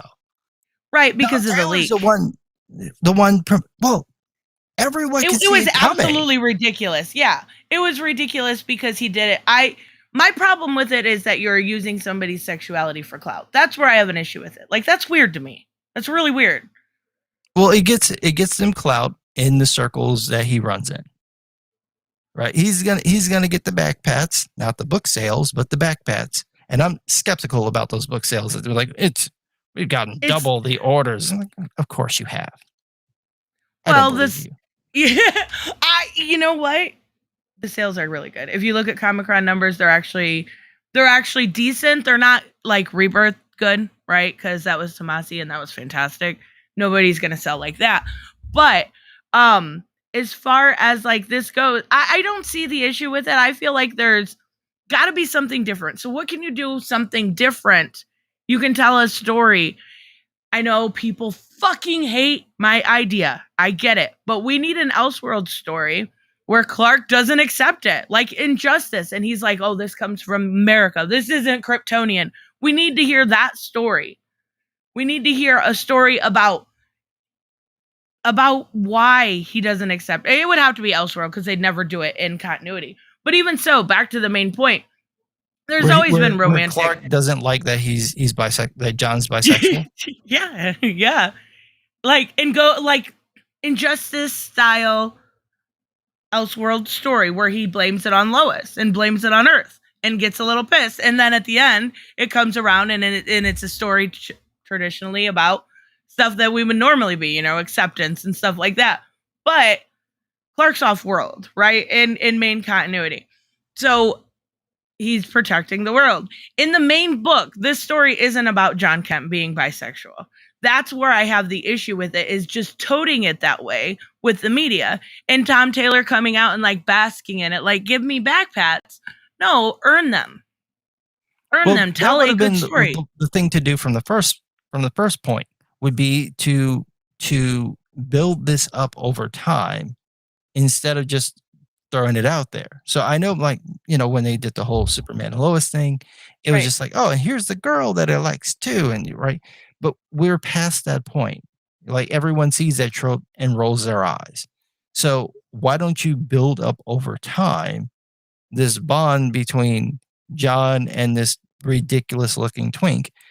And then it would make sense so that the audience is like, I'm waiting for them to hook up, as opposed to just like they're together and here's them kissing 3 issues before the book is even out.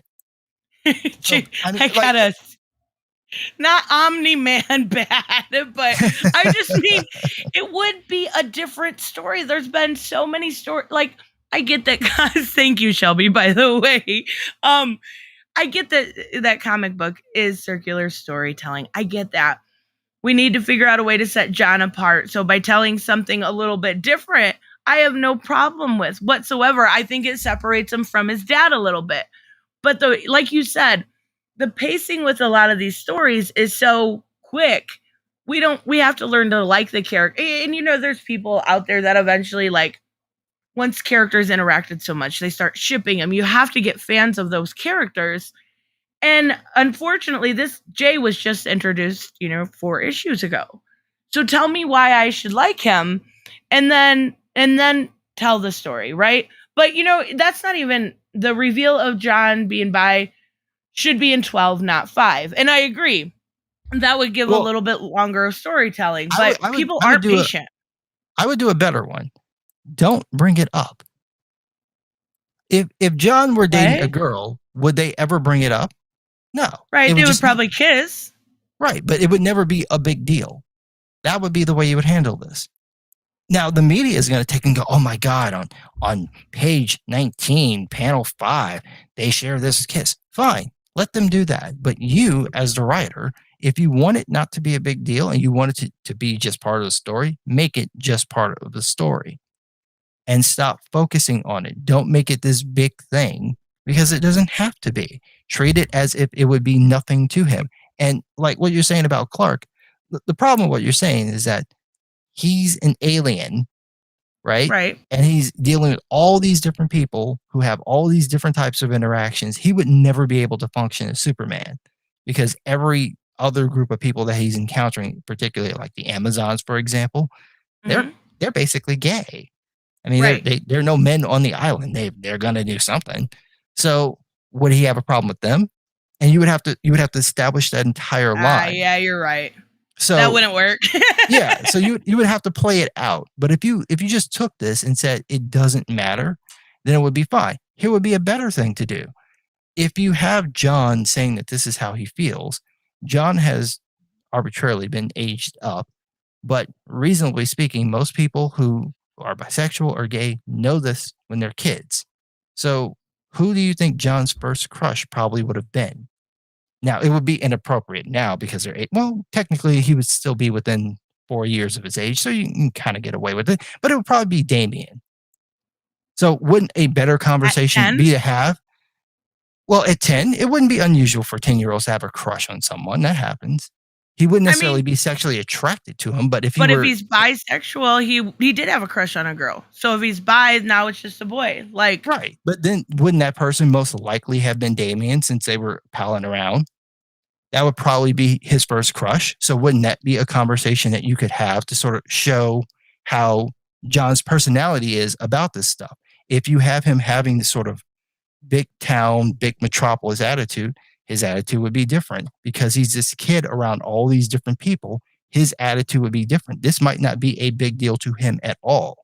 So if he doesn't think anything about it, his parents likely wouldn't think anything about it. Why would it be a big deal to him? He wouldn't care. So it would just be a thing that he would do.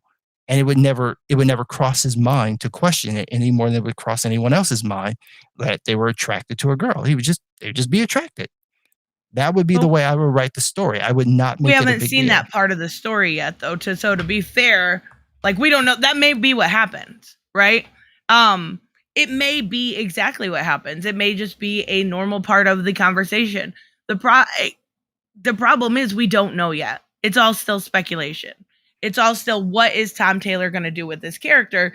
And then bringing out relatively cringy stuff like his climate change, there's no planet B and stuff like that. That doesn't help the tells you where it's situation. gonna go. Like that tells you where it's going. It's like, why? So Superman has all these powers. He can do all these things. He knows all these people who could help him. And instead of actually using his powers to do something, he's going to carry around a sign. There literally is a planet B, though. Like, we're in the DC universe. There is a planet B. It's like, it's the most absurd thing. You got to remember, in continuity, all the stuff that happened before Rebirth technically still happened. So there was a point where Metropolis was turned into this like super city. You remember this? Right. Yes. And they would all still remember this because in their time, it would have been like 5 years ago. Right? Like, you could remember what happened in 2014. It's not that long ago. So are you telling me that they know that there are alternate worlds? They know that there are other planets that people are from because their main hero is from another planet. They know that there's people who lived on Mars because they know about Martian Manhunter. They know that there are other worlds. So if there's a problem with Earth, you could always go somewhere else. So this whole idea, like, you can't argue about climate change in a world where they can literally move people to another world. And they did in DC, in Tom Taylor's book. It's like, it's insane. So this is where you would have an editor go, Tom, what the fuck are you doing?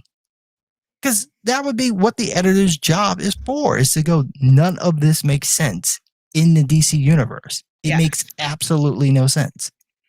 Like, you can do it on an allegory, and I think that's the problem, is like, to do real world topics. We've seen it done so many times in comics before, but in an allegorical sense. You can't do real world climate change when you have people like Mr. Fantastic, who's the third smartest person on the world, that could create something that could fix the ozone layer. You could literally have the Flash rewind time. I mean, there's 1,000 different situations you can think of that makes no sense to do climate change. We had, what was it? The Patriot Act, where they did Civil War, right? And that was an allegory for the Patriot Act.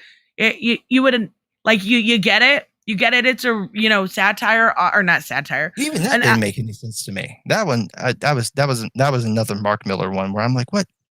Okay. It went too much. Yeah. It went, like, initially. The premise of it made no sense. Like, Magneto tried to throw Asteroid M into San Francisco. You did nothing. They had an entire island full of mutants that got nuked by another mutant. You did nothing. Yep. They altered the freaking world several times. And at least some of you know that this happened. You've done nothing, but somebody accidentally blows up a suburb and you're like, oh, we got to punish the mutants. Like, yeah.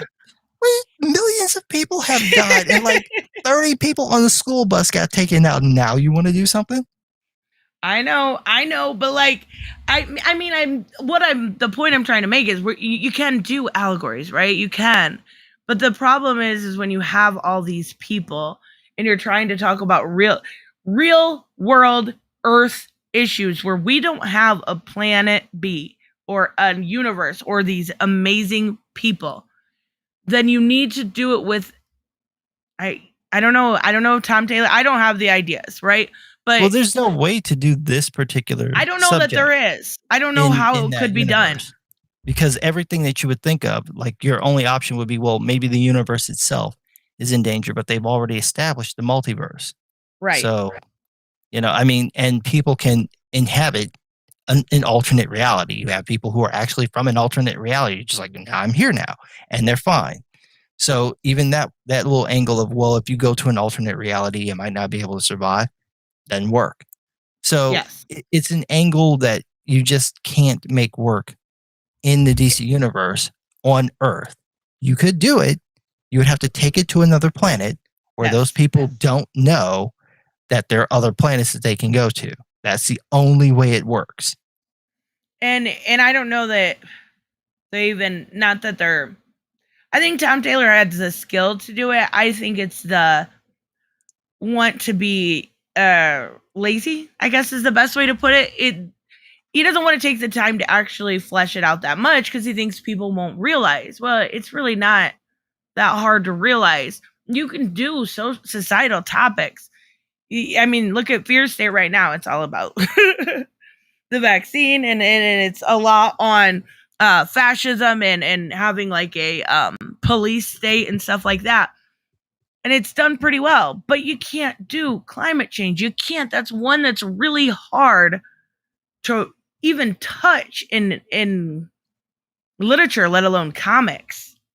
Yeah, as long as you aren't violating the rules of the world you created, you should be fine. So this is one of the problems that I have with what they do at Marvel with the mutants. And you have these people like, I need representation. The mutants are the metaphor for representation. Right. Whatever it is, whatever the outsider group is, that's what the mutants represent. That has always been the case. That's what they can represent. So you don't need to have a story that focuses on Iceman being gay. He's a mutant. In the Marvel universe, being a mutant is the worst thing you could possibly be, unless you got your powers magically, or you were given them by the government, or you were just part of the Avengers. Then they're like, okay, we're fine with you having powers, but if you're born with them, well, then that one makes no sense either. But if you're going to have that in place, whatever other bigotry people have is trumped by you being a mutant. They should be more bothered by you being a mutant than you being gay or black or a woman or anything like that. So the moment you break that, it doesn't make any sense. And that's where they fall apart. You have to make it work within the framework of the genre and the story that you're telling within the world that you've built. And the moment that you don't do that, then you have to ask, why are you telling that story? And this is how you get the stuff with the bisexual characters and the gay characters. Why is that the focus? You're telling a superhero story that's a very specific genre. It'd be like telling a detective story. You want to do something like the Maltese Falcon, but you want it to be, two women. So like the detective is a woman and then she wants to hook up with the femme fatale. Fine. Right. You can do that. Just tell the exact same story and then make the lead a woman. But if you start going, it's all about them being lesbians. But it's a mystery. Right. Like we're here for the mystery. We're not here so that they could have clam slamathons. What's going on? And I talked about Department of Truth earlier. The main character, I told you a bunch of stuff about it, right? The main character that I talked about, I didn't once tell you that he was gay. You would never know, but he is. And it's very clear in the comic, and nobody would care. The fact is that Cole Turner is a gay man, but the focus, it's a subplot, not really even a subplot. Like he just goes home to his husband. That's, all it really is. He was established gay from day one, though. And I think that's a bit of a difference. But it didn't matter when I was telling you that story that to bring that up, right? It didn't matter. It wasn't part of why I thought people should be reading this book. The why I thought people should be reading this book is because it's a damn good book that has nothing to do with who someone sleeps with. I don't care. I'm all for John Kemp being bisexual, but that's not, if I'm going to pitch the book, I shouldn't be pitching he's a gay man. I should be pitching the action, the adventure, the storytelling, and then have him go home to this person, a subplot, the damsel, like you said, the damsel in distress. And I think that's the biggest difference. They undid that. So I watched your boy Zach's video about that. And in the attack that happens on the Kent farm, the twink is invulnerable. He can't be injured. Kitty Pryde type powers. Yeah. What's the point? Like, I know. You have him there. Now he can't be hurt. So what is his? He's just there to be there and gay. Is that it? Yeah. I don't know. Well, let me get this. Some risk. Let me get this super chat. It's been really fun discussion, and I'm pretty famished now, and I really should find a cure for my undead condition. Happy Halloween, everyone. Love you all. Bye-bye. I think I'm in the mood for some brains. Thank you so much, Raymond. Have a good night. Thank you. I appreciate it. But yeah, as far as him being in the story, basically what we've gotten now is he was originally from Gamora. He has a podcast called The Truth, and he is basically,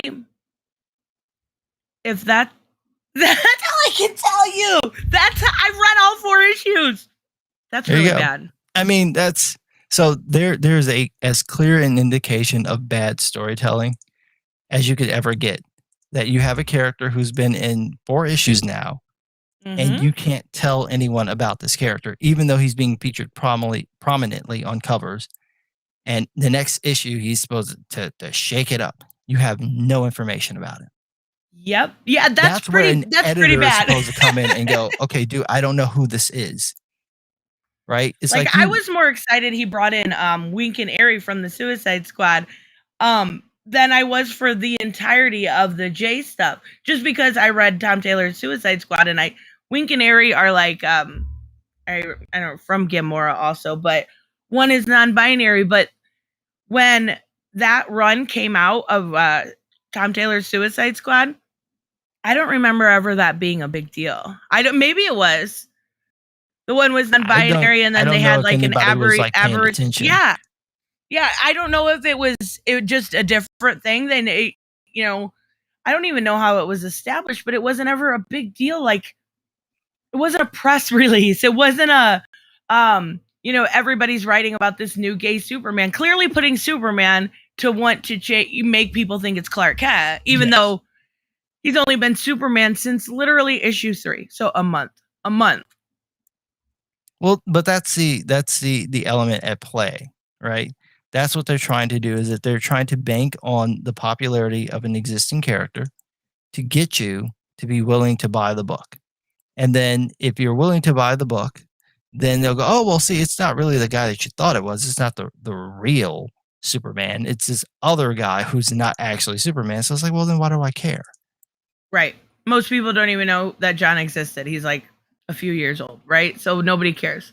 And it's such a mess. Like, let's talk before we get too much longer here about Nubia, because I know that was another thing. I watched your video on it, and you made a lot of good points. But the only thing I would say that's a little bit different with this is I don't know why they changed it to Well of Souls from Cavern of Souls. I think what they were going for. Oh, before I even get to Jay, from Bianca here, Jay and a bunch of kids were experimented on their planet. Okay, and I'm thinking that was Wink and Airy also. Correct me if I'm wrong, Bianca, but I'm not. I think that was also. Thank you so much, by the way. I think what they're going for here is, like, of course, the trans Amazon is not. How do I say this without, like, I'm gonna offend somebody, so just prepare yourselves. The trans woman is born into a woman's body because her soul is what the cavern brings over, and there is no biological males on the Amazons. And I think that you were probably the only one that really pointed that out initially. It's just, but it's like, okay, why would this even be a thing? Is the first question that I would ask. What is the purpose of doing this? So when they're resurrected, they have some fleeting memories of their previous life. That's my understanding of it. Right, mine too. They don't fully remember who they were. They have elements of memory of it. So they're reincarnated. Whoop-de-doo. They can't actually be transgender. You would not be allowed on the island if you are a biological male. Period. Right. So this has no purpose other than for them to be able to say, I ticked the box. That's it. And there would be no way that you would know it, because in the context of the story, they don't remember who they are. So what is yet? So if yet is an issue, then what would be the purpose of being reincarnated onto Paradise Island and then finding out about your previous life? Like, why would you want to do it? Like, what reason would there be for them to want to do that? They're not meant to go back into the regular world, into man's world. They're meant to stay on Themyscira. So what would be the purpose in doing that? I'm not I saying that it can't happen. I'm just trying to figure right. out from a story perspective, why would you want to know? And I think with it only being one issue, and when I read the issue and when I reviewed the issue, I didn't know. I couldn't tell. Until the tweet, right? I had no idea. But I think the whole issue is when George Perez established the Cavern of Souls, right? It was women that had violent acts upon them. I'm assuming the trans woman had a violent act upon her and her soul's reenacted. Now, there has been a lot of times in Wonder Woman where they do remember. I'm assuming that's where they're gonna go with it. Like, it's not exactly unpredictable. We know where they're gonna go with it, but I do think, as far as this goes, it's like a non-issue, right? Because her previous body was a trans body. The only thing I can think of, and I can't make sense out of it either. Even if I have no issue with it, I can't make sense out of it because we haven't got enough of the story. Are they going to remember? That's the biggest deal. Her soul was obviously female, so it was reincarnated. But tell me why why. would her soul be female would be the issue. Because she was a trans woman. But they're opening that can of worms at that. So now they're forcing this to have to be about that issue, because you have to explain why what appears to be a person's mental state is representative of their soul. That would be the element at play. You would now have to explain why that would be the case, and then you'd have to explain how somehow on Themyscira there are no trans men. Because wouldn't it be possible for the trans woman thing is that their soul is supposedly female, and that's why they came about, right? But every person on Themyscira was not reincarnated. Some of them were the original Amazons who were born normally, and then they were made immortal, right? Right. So in theory, shouldn't some of them be trans men? We're going with the transgender thing. Should there not be trans men on Themyscira? There should be somebody on there who's like, their I'm soul a man. has to be female. That's, from my understanding, their soul has to be female. But they physically look like women, and they would have been born and then made immortal, and then some of them are resurrected. But there were some that were just already they were the real original Amazons, and they're still alive. Because they've been made immortal, right? I don't remember how much of what George Perez changed. Right. I don't. Yeah, there's a lot, but that's a really good. I mean, in theory, it would have to be the case, and you'll notice that this argument about the transgender thing almost always goes one direction: trans women. It never addresses trans men. Is there any trans male characters in DC Comics? Didn't Gail Simone do one? Nope. Wasn't trans female? Oh, okay. Yeah. I know. And there's OMAC is trans female, I believe, but they go by they them pronouns. OMAC? I believe. Yeah, the new OMAC. Oh, okay, whatever. I don't think there's any males. You're right. I have never. I don't think there is. I don't think so. Ooh, why doesn't someone address that issue? Well, we know why they don't want to address that issue, because it's not the sexy topic, right? It's just not who is like, remember with I'll Be Nice, Elliot Page came out and people were like, whatever, like nobody cared. Nobody cared. Yeah. It doesn't have the same impact. Of course, Page didn't kill someone and then come out. If that had happened, then maybe you would have been on the cover of Men's Magazine. But maybe should have taken some hints from Caitlyn Jenner and kill somebody first, then transition, and then people will pay attention to your transition and not the fact that you just committed homicide. Wait, did that actually happen? Yes. Oh my God. Bruce Jenner ran someone over and killed them. No. And then we're like, I'm Caitlyn. And then transitioned, and the Hollywood press is just like, oh, we're going to forget about that Murder Oh my just happened. God. I didn't even know South Park because made a whole episode about it.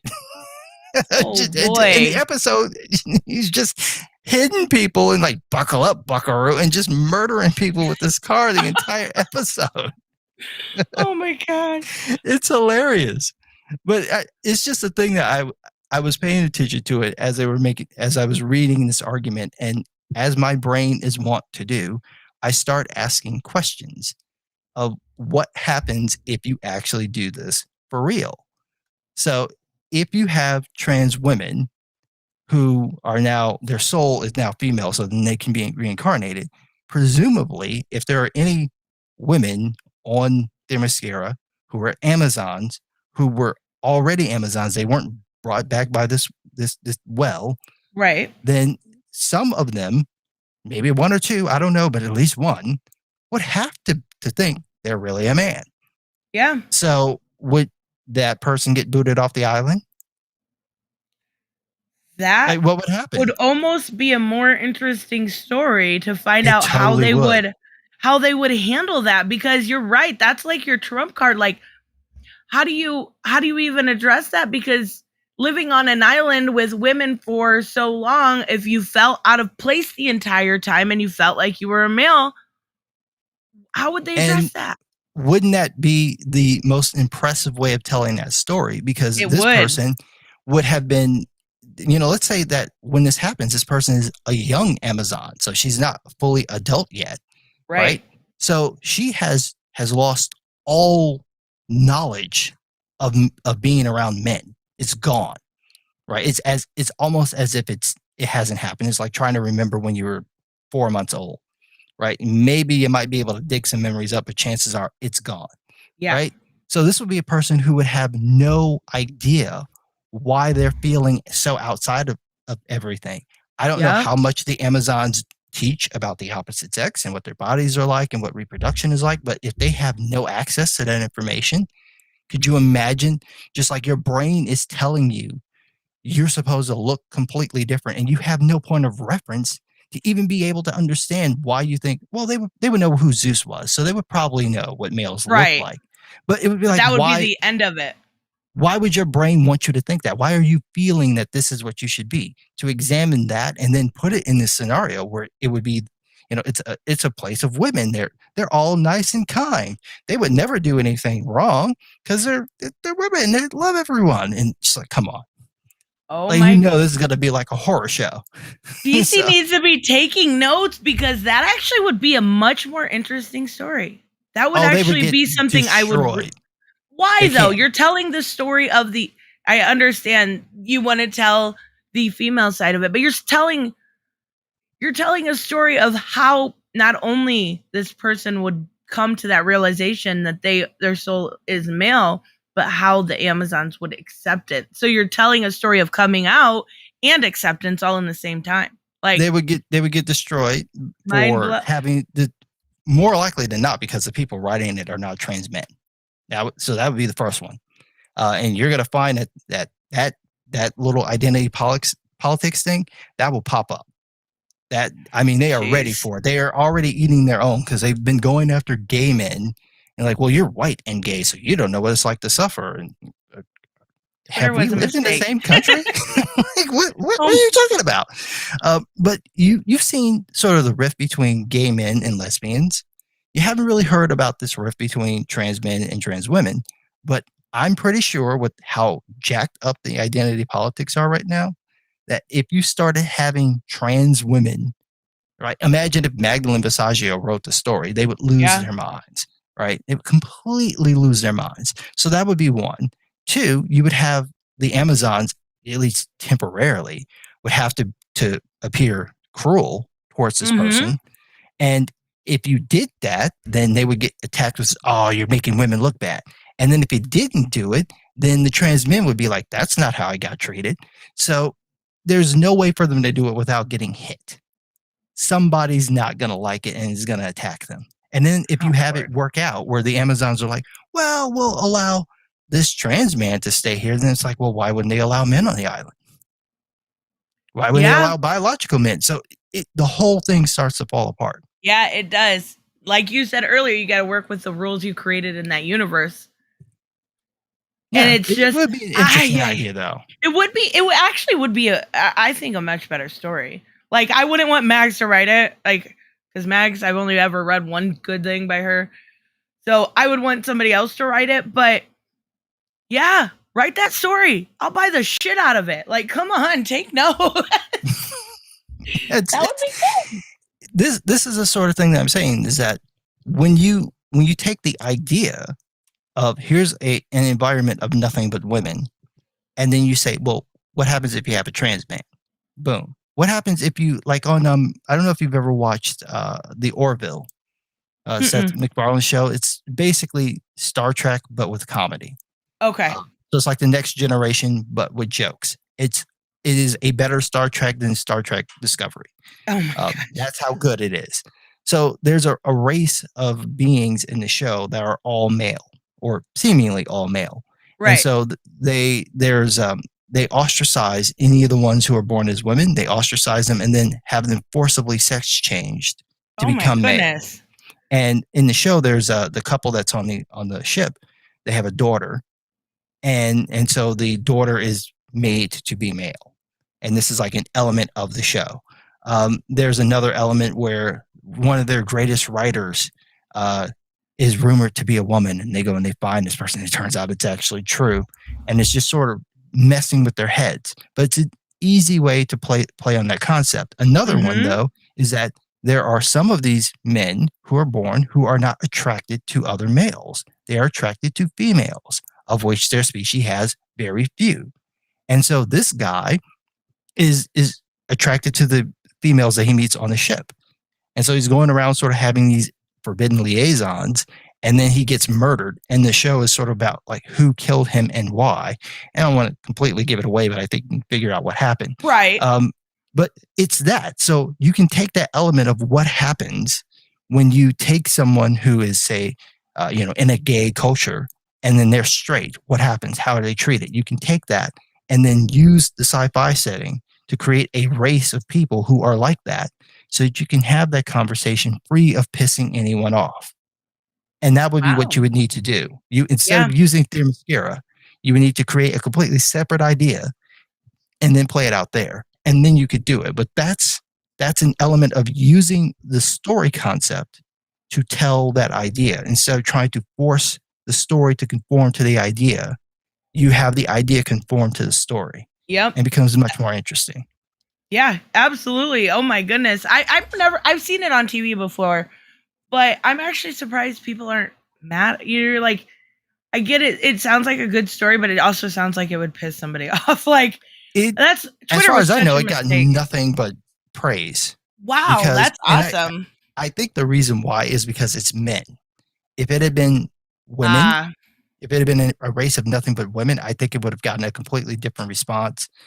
Not because they would be against the sex change thing, because that did piss people off. They're like, oh, how dare you? But I think just portraying women in a negative light usually gets people pissy. Well, and I think that's like with Why the Last Man. I love the show, but they portray feminists as a cult, and people were happy about that. Like, well, that's in the book. Yeah, exactly. But it doesn't matter. It doesn't matter because the people get mad when they haven't even ever looked at the source material one single time. That's just how it is. Crashed and burned. I kind of knew that was going to happen. Yeah. It had its moment, and its moment passed like 10 years ago. And it was in production hell for like 10 years. Yeah. So I'm going to wrap up, but thank you so much. Oh, let me get Leo's super chat. Here we go. Shameless plug. I will be on Ingleton Comics at 9 p.m. tonight playing Comic Book Jeopardy. Good luck. Would love to have you show up, Chris.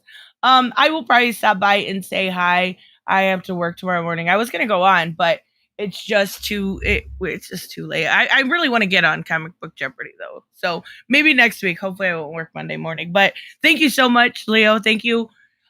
Just some guy. I guess just say just some guy for joining me.